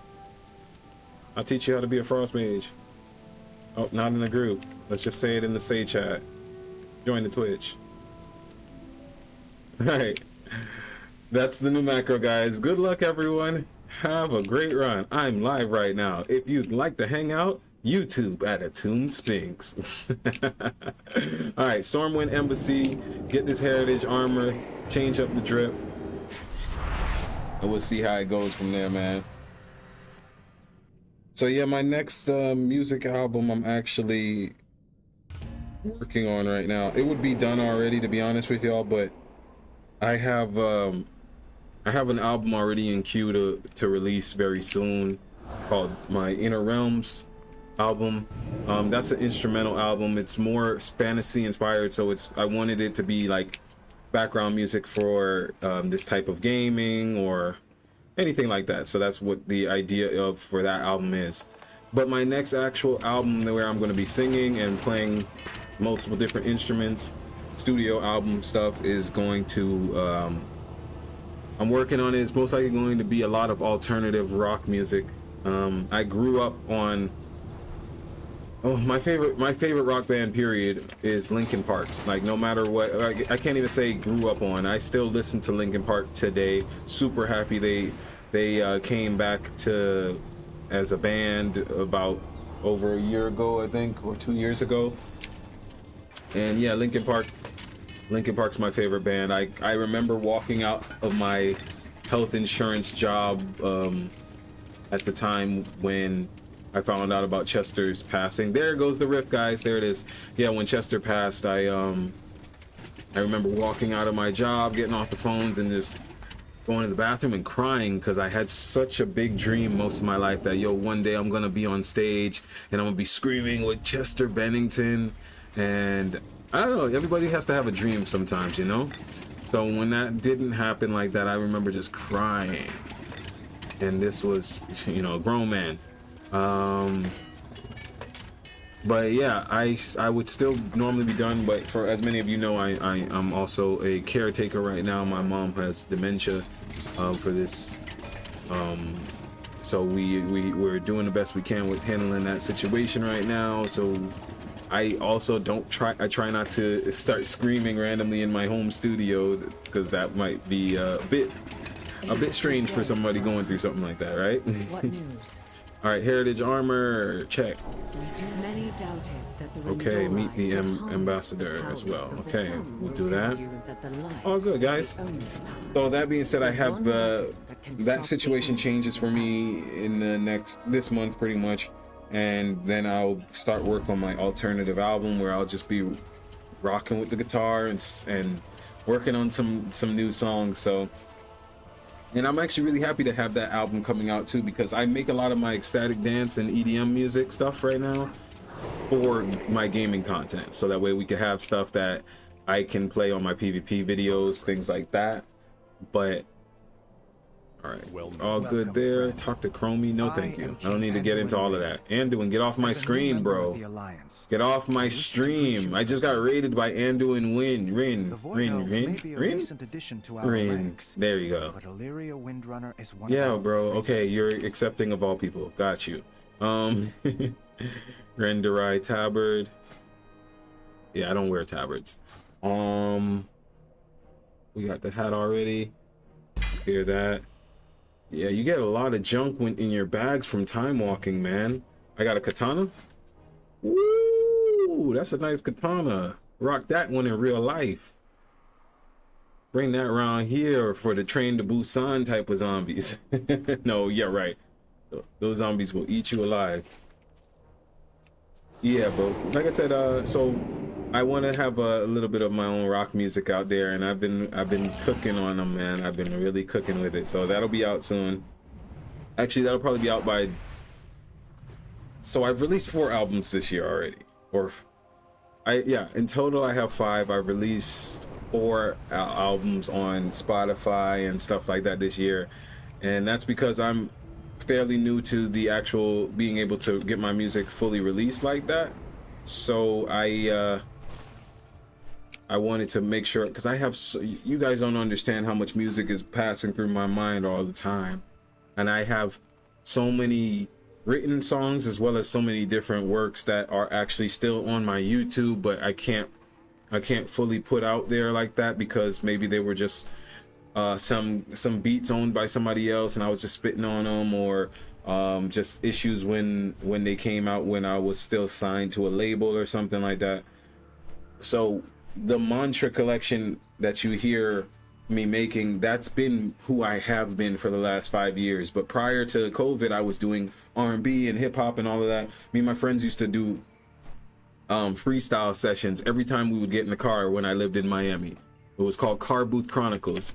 And anytime you got in the car, we'd stop having conversations, and the conversations would just be us freestyling over beats. Like we were really good. Like, I mean, really good. One of my friends, he was also a part of like a rock, well, they called shadow rap. That's what it was called. A shadow rap group called Gremlins.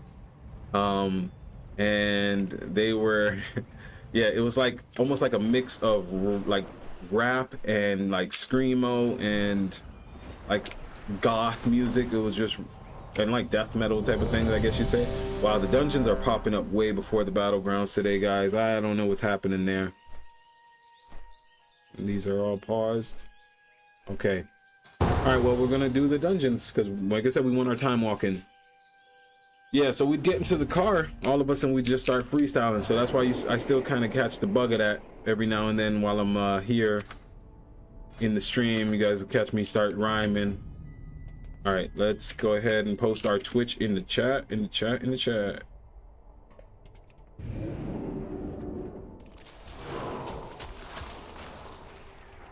All right. Yeah, so yeah, we called it Car Booth Chronicles. We'd start rapping and all of that stuff all the time, but I couldn't put out some of those music. One of my homeboys did put out a music from it, and yeah, no. I try to give the world my quality stuff. I'm not sitting here trying to put out my random freestyles. Let me get it a little bit tailored. Although I did do a full freestyle hip hop album that you guys can listen to called Burning Season. This was fresh off of my first ayahuasca journey ever.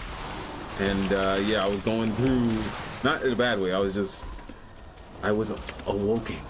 And I was just speaking my mind on some freestyles. So Burning Season is on my channel. You'd have to go through on my YouTube channel, you'd have to go through my playlist that says Early Music Works.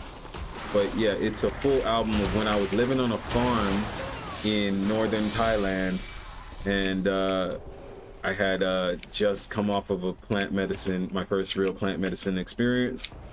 And yeah, I was just freestyling like every song straight. I bought a beat pack, like one of those $2 beat packs things that you people have online, and I had bought like a Focusrite, like a single mic, and I went and set up my laptop in an attic over this hut that I was living in.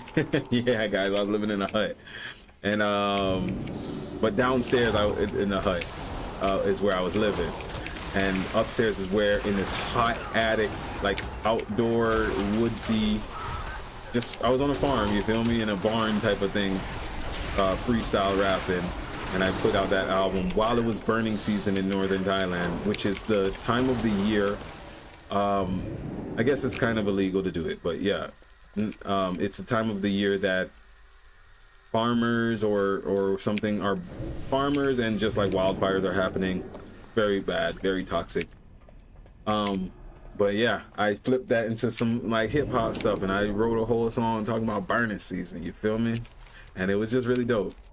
So y'all can listen to it. I still listen to it. I work out to that album, but that's not my public persona, you feel me? That's not the public face that we put forward as Atum Sphinx. Especially after years of doing shadow work and sitting in meditation and mantra circles, which, you know, I know, like I said, some people will forever judge me because I'm playing video games and stuff now, but I still very much, I'm always doing the work for the in sound healing department, in sound therapy. Like I really love it.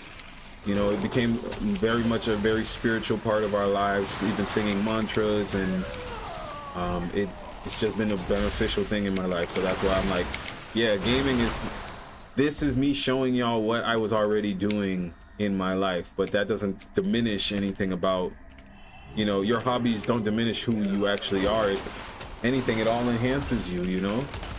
Like, I'm talking to, on my stream, I'm seeing 15 people right now, which is really great. Thank y'all so much for tuning in, like, amazing. I'm talking to 15 people who probably would have never have heard of any of this stuff that I'm talking about right now. And yeah, so it's just so influential. But that is also secretly a cult. We're gonna get back into a little like occult conversation about it, but how can I say this in a way without trying to come off like smart? I knew that streaming was going to be a major thing in society because it's always been a major thing in society, but because a cult always, and when I say a cult, like hidden knowledge or whatever, always likes to use some of this. Hold on, let me see what that looks like. Not that again. But the occultic knowledge and society always likes to use terminologies that are talking about, let's say, water. You understand? So, you know, it's the same way of talking about how every ship, when it's leaving a port, is named after the feminine energy, because it's the, or when we're talking about like money, the word is like currency, and like they just equate so much different terminologies to water that tends to be the most like lucrative things in society, that I just was like, oh, they're talking about streaming. Oh, that just makes more sense. That's a flow. It's a channel. A channel is an avenue, that a path that water flows through. You understand? When a ship is I think it's when a ship is freshly made that it's called birth. You understand? That's talking about like the canal moving through, stuff like that. I'm not trying to explain or even say I know why it's like that. I'm just trying to tell y'all I noticed that. So when streaming, when I finally came to terms with streaming, I was like, I'm certain this is going to go well. Like, first of all, I'm me. Like, there was not a doubt in my mind that this would be going well. But like I said, just off of the magic of these things, it also made sense because of the flow of water. Add into that now I'm playing Frost, and you know, you can stand under my umbrella. Yeah, man. But that being said, I can't believe the PvP matches stopped popping off. Maybe I got a queue with the Horde, but it's already starting to get a little bit later tonight. I don't know if, I don't plan on switching stream over to Hearthstone tonight, but I do think I could close out with maybe a little handpan music for you all, like live. But I don't know. Let's just keep on playing for now. So we're doing our time walking, but I really wanted to get at least one or two more PvP matches in, but doesn't seem like that's where it's going to be going. Well, we got them both queued, so maybe when we come out of this dungeon they'll pop. Fingers crossed, though.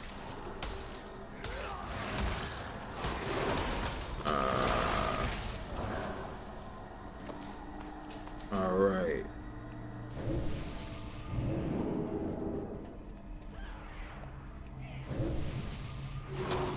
Man, guys, there's another thing that I wanted to talk about that I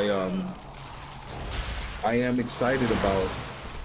They did announce I think I mentioned this yesterday too, but I saw there was an announcement of a Naruto stream or Naruto card PCG, similar to like Hearthstone, I think. I don't know if it's online or if it will be online, I should say. I just know that I saw that coming out, and it was saying something about 2027. I would definitely get into that just as a Naruto fan, but as an adult collector of those type of things, I think my collection could definitely thrive from starting to collect Naruto TCG stuff later on. So if that's a real thing, you could expect me to talk about it at some point on my YouTube channel.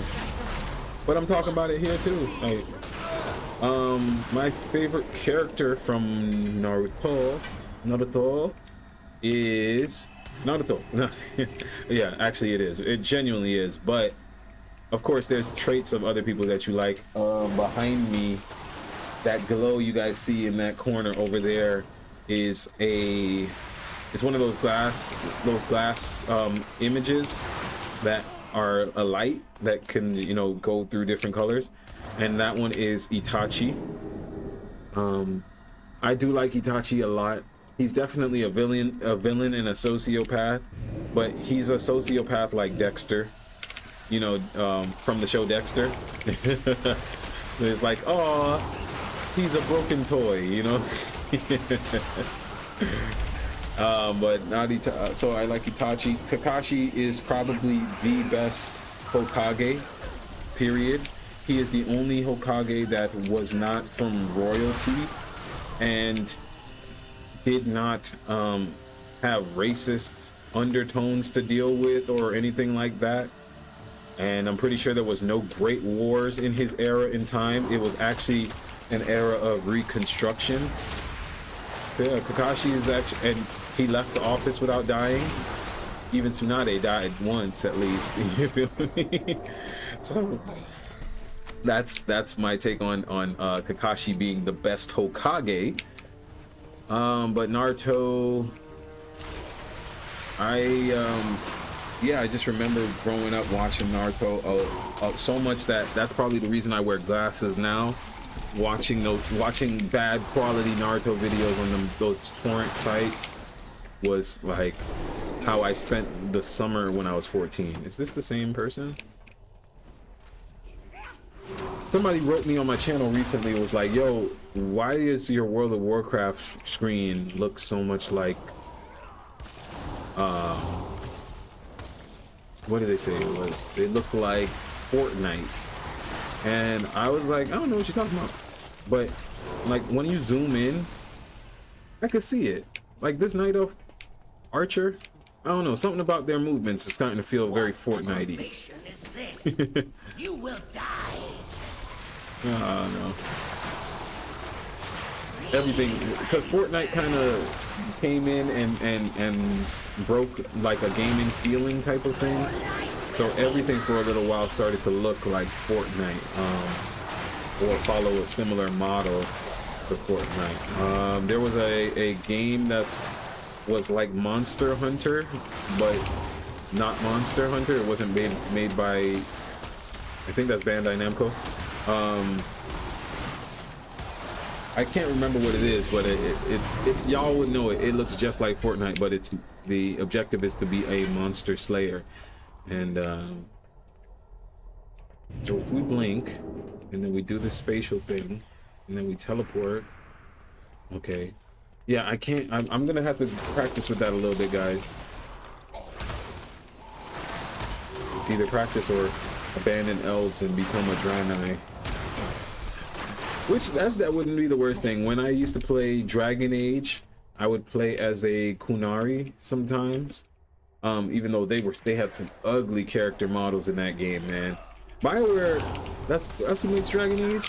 BioWare has some problems sometimes with making character models that don't look completely crazy looking. But yeah, I used to play Konami there. Typically we'll play a Tiefling when I do Baldur's Gate, which we were talking about earlier. I might start running on the channel, guys, if y'all want to see some Baldur's Gate stream. I just know it's a little bit slower, and that would probably be a bit more of an adult stream because I play my Baldur's Gate a little bit different than I do other things. First of all, there's no clothes allowed at my camp. At my campsite, I need to know that you ain't hiding a secret weapon nowhere, you feel me? And I also I don't pick up any of the other male characters in my party because I do not need extra dissenting masculine voices when I'm trying to either choose to do what needs to be done or not. So basically, my Baldur's Gate playthrough is typically me as the Black Panther and my Dora Milaje, who are Lae'zel, Shadowheart, and well, you know, I typically try to save what's her name? I can't remember her name. The other tiefling girl, with the engine in her chest. Can't remember her name right now. I typically will try to save her, so that I can complete out that, because like I said yesterday, if you, or I think it might have been earlier in today's stream, if you play Baldur's Gate and you don't choose Druid at the start, you kind of are locked out of having a Druid in your party, other than like a named Druid, other than the ghostly people that you can add to your group or whatever they're called. You lock yourself out of being able to have a Druid for like the whole fight, or for the whole first chapter and most of the second, at least in the playthroughs I've done. So that's always why I feel a little bit pulled, but really and truly I wait until I use those 3 ladies in the party until I get to choose to have the Druid lady. Can't remember her name right now either, but she has an accent. She actually very much reminds me of the lady who owned the farm that I was living on when I recorded that album. Yeah, very much like her. Yeah, and yeah, so, but you don't get her until roughly the end of Act 6, or excuse me, Act 2 in Baldur's Gate. So you're kind of stuck without a Druid if you don't start with a Druid. Like, homeboy will be there, but at least in the playthroughs I've had, he wouldn't join your party like as a playable character. And I've never gotten further than what I'm talking about on a playthrough that wasn't Paladin, and I didn't really care in my Paladin playthrough. I was just trying to finish the game, really. Yeah, my Paladin playthrough made me more of a like a demon knight.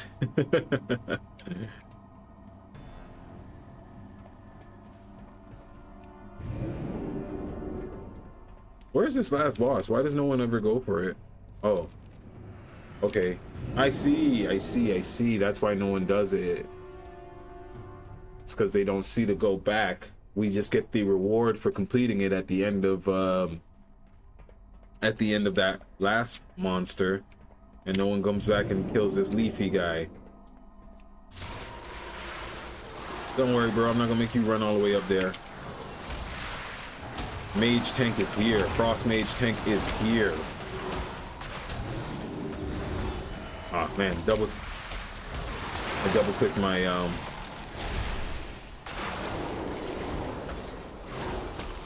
my alter time. That's a little annoying. Okay, he's up there now. What's he doing up there? Shatter. Let's drop that. Oh. Why did the tank leave the party? Or was that the little dude with the shield, not the tank? That was the healer the whole time? I thought that was the tank. That's alright, guys. I'm the tank. That's what they're trying to tell me. I'm the tank. Frost tank. Frost Mage tank for the win. Stop playing. Thank you. Alright. Let's get out of here. I very much think that our PvP match should pop now. I made my tea already.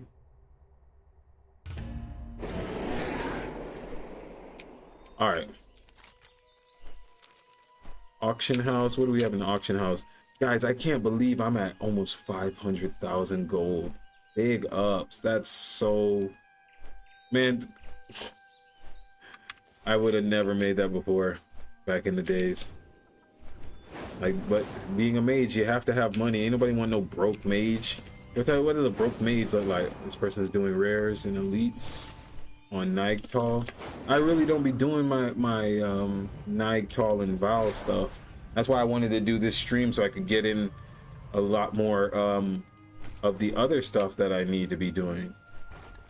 But I don't see the purpose in the Nightall stuff because I'm not trying to gear. 272 is fine. As y'all could see, literally every person... Wait, where is my...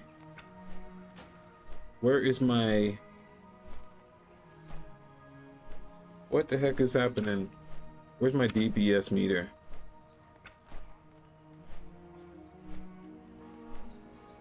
Damage. Okay. There we go. Yeah, I don't know. That threw me off of the topic. Yeah, I don't see the purpose in trying to get any of my gear up right now. Every match I'm in, I'm the top damage of PvP, and as y'all can see, I do fairly well in the raiding PvE department. So that's one thing I wanted to do. Let's go add a hat. We want to add a hat to which one outfit was it? I think it's this one. Nope, not that one. Yeah, this one. The shades look silly on this guy. This guy looks like Khadgar. Yeah, the shades looked okay on when I was a human, but now they look kind of big and goofy. So let's change up that. We also have a blue turban. Oh, and that's hard, yo. The dreads are hanging out the back though. I don't think that's on purpose. I don't think that's on purpose, y'all, but we gonna rock that. That's cool. Okay. Nah, that's too warlocky right now. That's too warlocky. But no, I don't know if that's a bug, guys. That's really cool though. They got the dreads out the back. Nah, that's cool. They still show it like that. Okay, but the other one doesn't show like that, right? No, that's not the one I'm looking for. Yeah, that one doesn't do it. Is it because of the shirt? Maybe it's because of the attire. Maybe my shirt is keeping me from doing that. Let's check. Because that nah, it ain't the shirt. It ain't the shirt. That it's the hat. It's the hat, guys. Or maybe it was a bug. Let's see if it was a bug. Nah, it's not a bug. Yo, that's so cool. All right, guys. I ain't trying to act like a 6-year-old or nothing, just because I could get my hair on my model. But y'all gotta understand, it's only showing the tentacle dreadlocks, like real Rasta ting on the Void Elf right now. I don't know why it's doing that, but real Rasta ting, you don't know, you know. Okay, back to the auction house. These battlegrounds ain't gonna pop tonight, guys. That's a real bummer.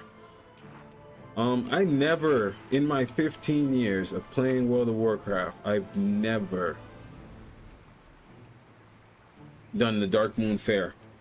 Yeah, I don't really even understand it. Like, I know that there's like some card stuff to do with it, which is funny as a card game player. But yeah, I don't understand.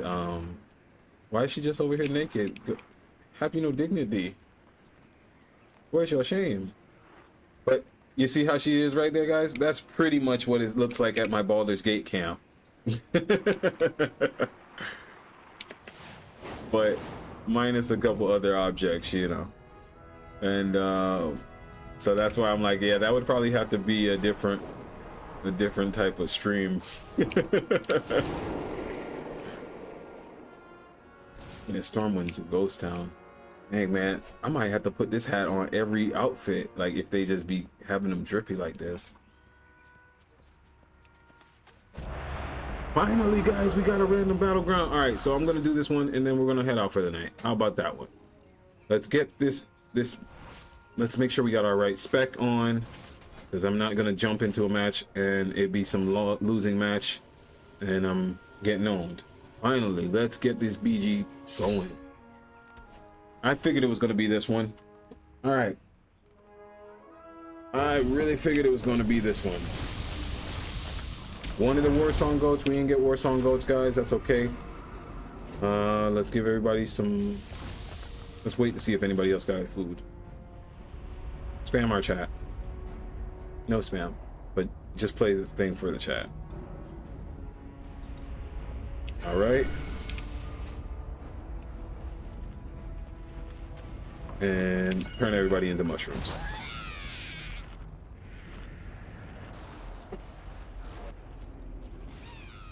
All right. Hosted the stream, gave everybody food, gave everybody mushrooms. We have a flask on. Do we have any more of our other flask? Dang. Oh yeah, we got it. Yeah, guys, I like to have flasks and stuff for random battlegrounds. If you're new to my channel, just so that you know, so that way you know how you should be running random battlegrounds. Come, bring your best effort so you don't get owned. What color we rocking today, guys? It looks like green. We're gonna rock green today. We'll see which carts we're going for. I'll be forgetting I'm on Alliance now when I do this one. That's not a big deal. We're gonna stick to our same strategy of joining the rest of the team fight, initiating the team fight, I should say, and invising the team, and then time warping. At the same time, we alter time. We always want to put ourselves in a safe position.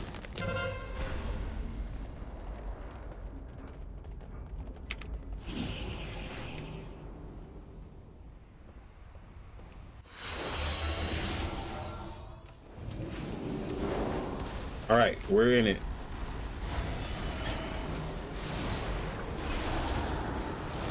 All right. Not really feeling like I'm doing anything right now. Focus this paladin.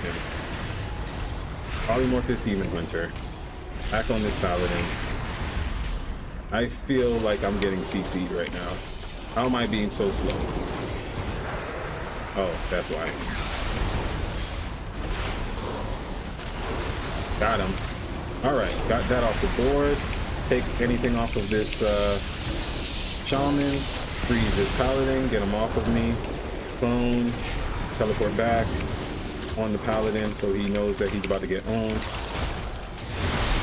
Nope. Getting focused. Gotta get out of here, guys. Okay. Jay.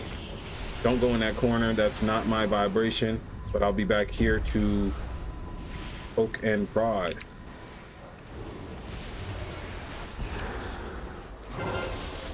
You're not good enough for that. Okay, I'll let you think you got this. Alright, double tapped. Got her. He's getting a heal. And I'm getting jumped. Lightning lasso. We'll wait for my team to come back and help out.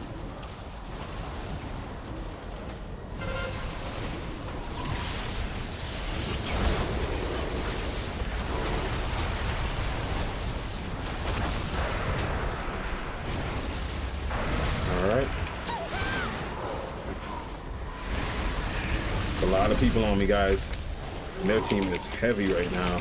This is the fight we've been waiting on, though. We got to start CCing more. Nope.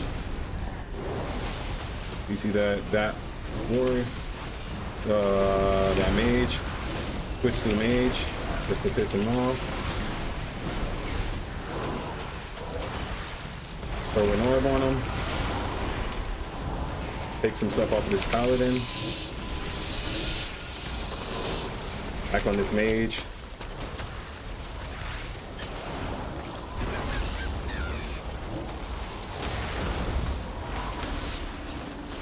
Red Frost on the mage. Alright, we're good. Let's get out of that corner. Go back to helping our team fight. Let's drop Meteor. Nope. They punted me straight towards the druid they were trying to protect. That's funny. Alright, got that warrior down. This is a really good fight, guys. I'm not even gonna lie. This is great content. Polymorph paladin on that hunter. Slow him down. Back on the paladin. Get ready to snatch anything. Okay.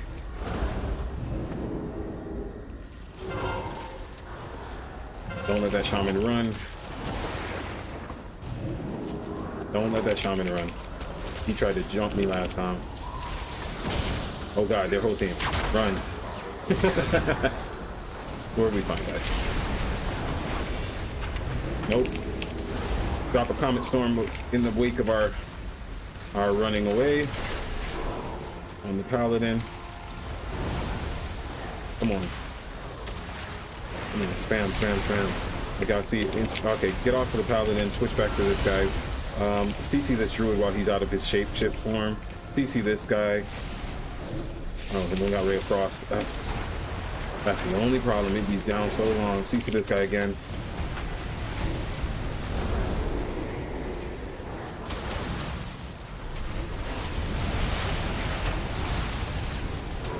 Alright. We're really trying to push this damage right now. Ray of Frost. Ah! You got me right when I was teleporting away. Alright, good job. Loot shaman bodies. Make sure you guys do that in time if you can. Got him. Nice try, Demon Hunter. Keep these people rooted. Get out of there. Ah! Hate having to waste blink 2 times sometimes, man. But it's like that. Make sure you take some heals off of this paladin. Dang. He had got all of that running around with this stupid little bubble. Okay. Yeah, guys, I actually am a big fan of... Who are they jumping over here? Let's drop a comment on this warrior. Make him learn not to jump people. Alright, he's gone. One less druid. Let's drop our altar time so that way in case we get in the sticky business. Alright, on that demon hunter. Polymorph that demon hunter. Yeah, just throw off his gameplay. And we teleport away. Silence this guy, you're not running away. Okay. Polymorph this paladin. On this mage. Both of those mages. Nope. Don't want to get too close to a bunch of mages doing stuff like that. Chatter. Chatter. Come on, paladin. Ah. They got every heal in the world, man. Just go. Just stop. Just... Ray of Frost on this shaman. Okay.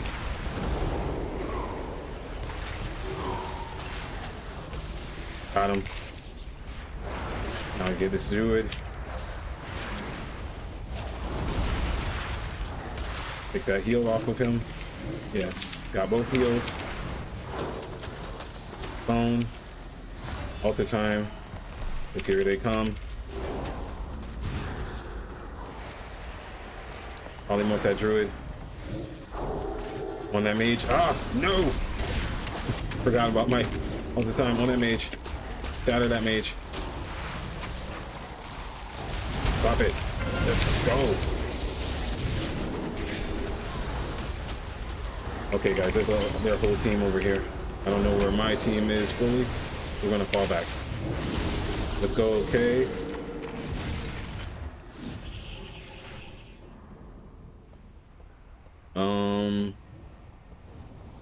On that druid.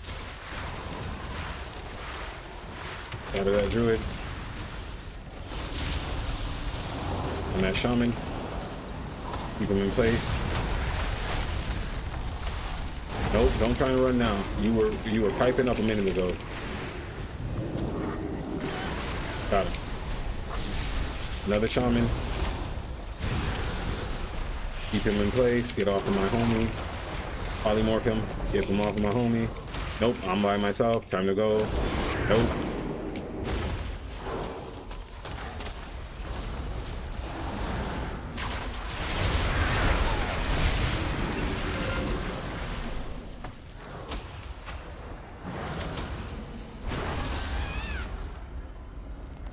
Come on now. Where is my whole team? Nope. Wait for my team. They're coming right now.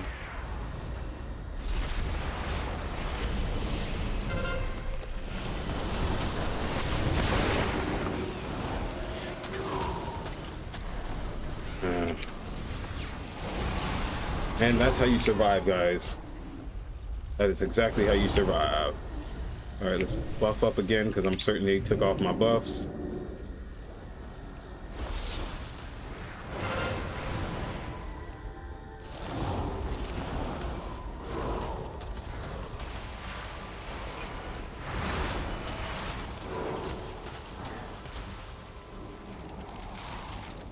You see this hunter? On this hunter.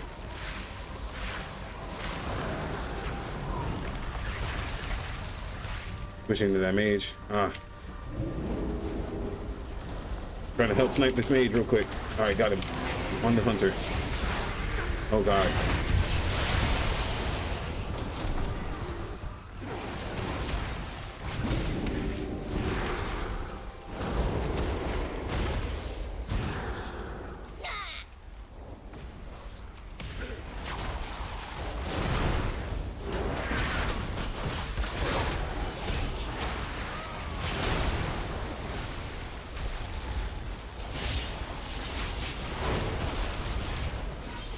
Couldn't get the positioning like that just now.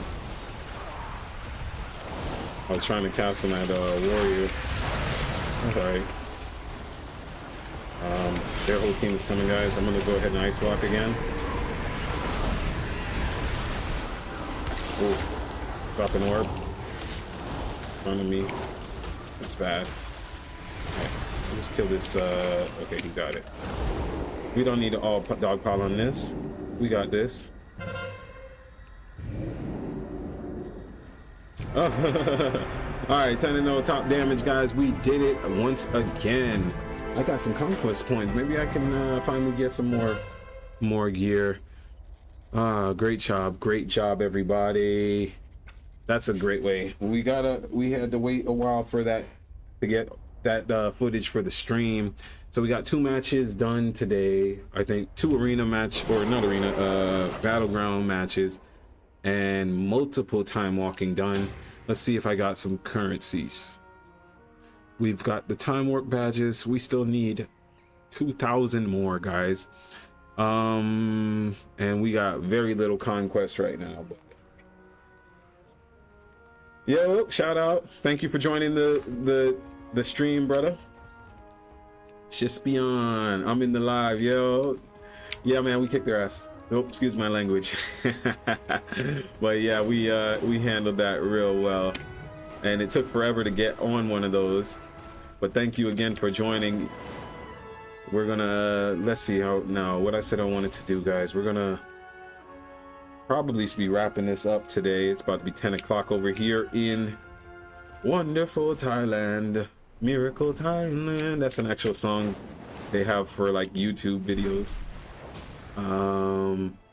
But yeah, today was actually a really good start. We made our character into a Void Elf from human.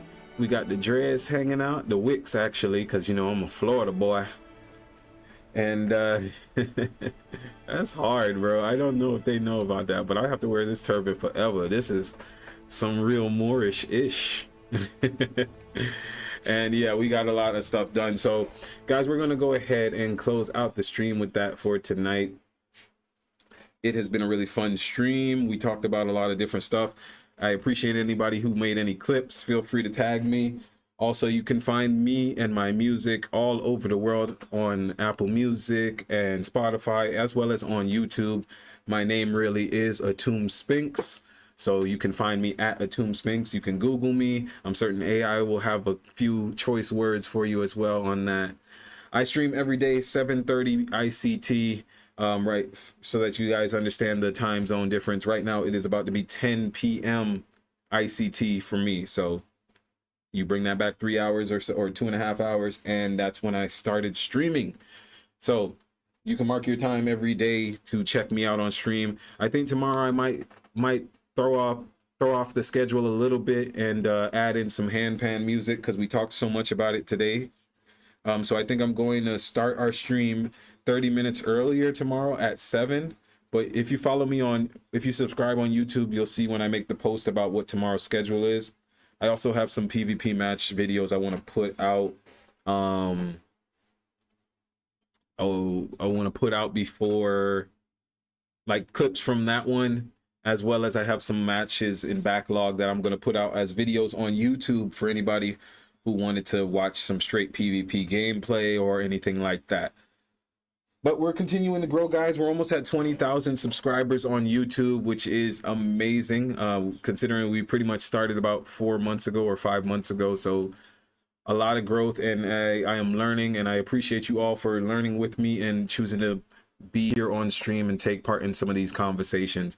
I want to wish you all prosperous love in life, in your I'm wishing you a healthy wallet and a healthy heart and a healthy wallet, and I'll see you all in the next stream. So thank you, take care.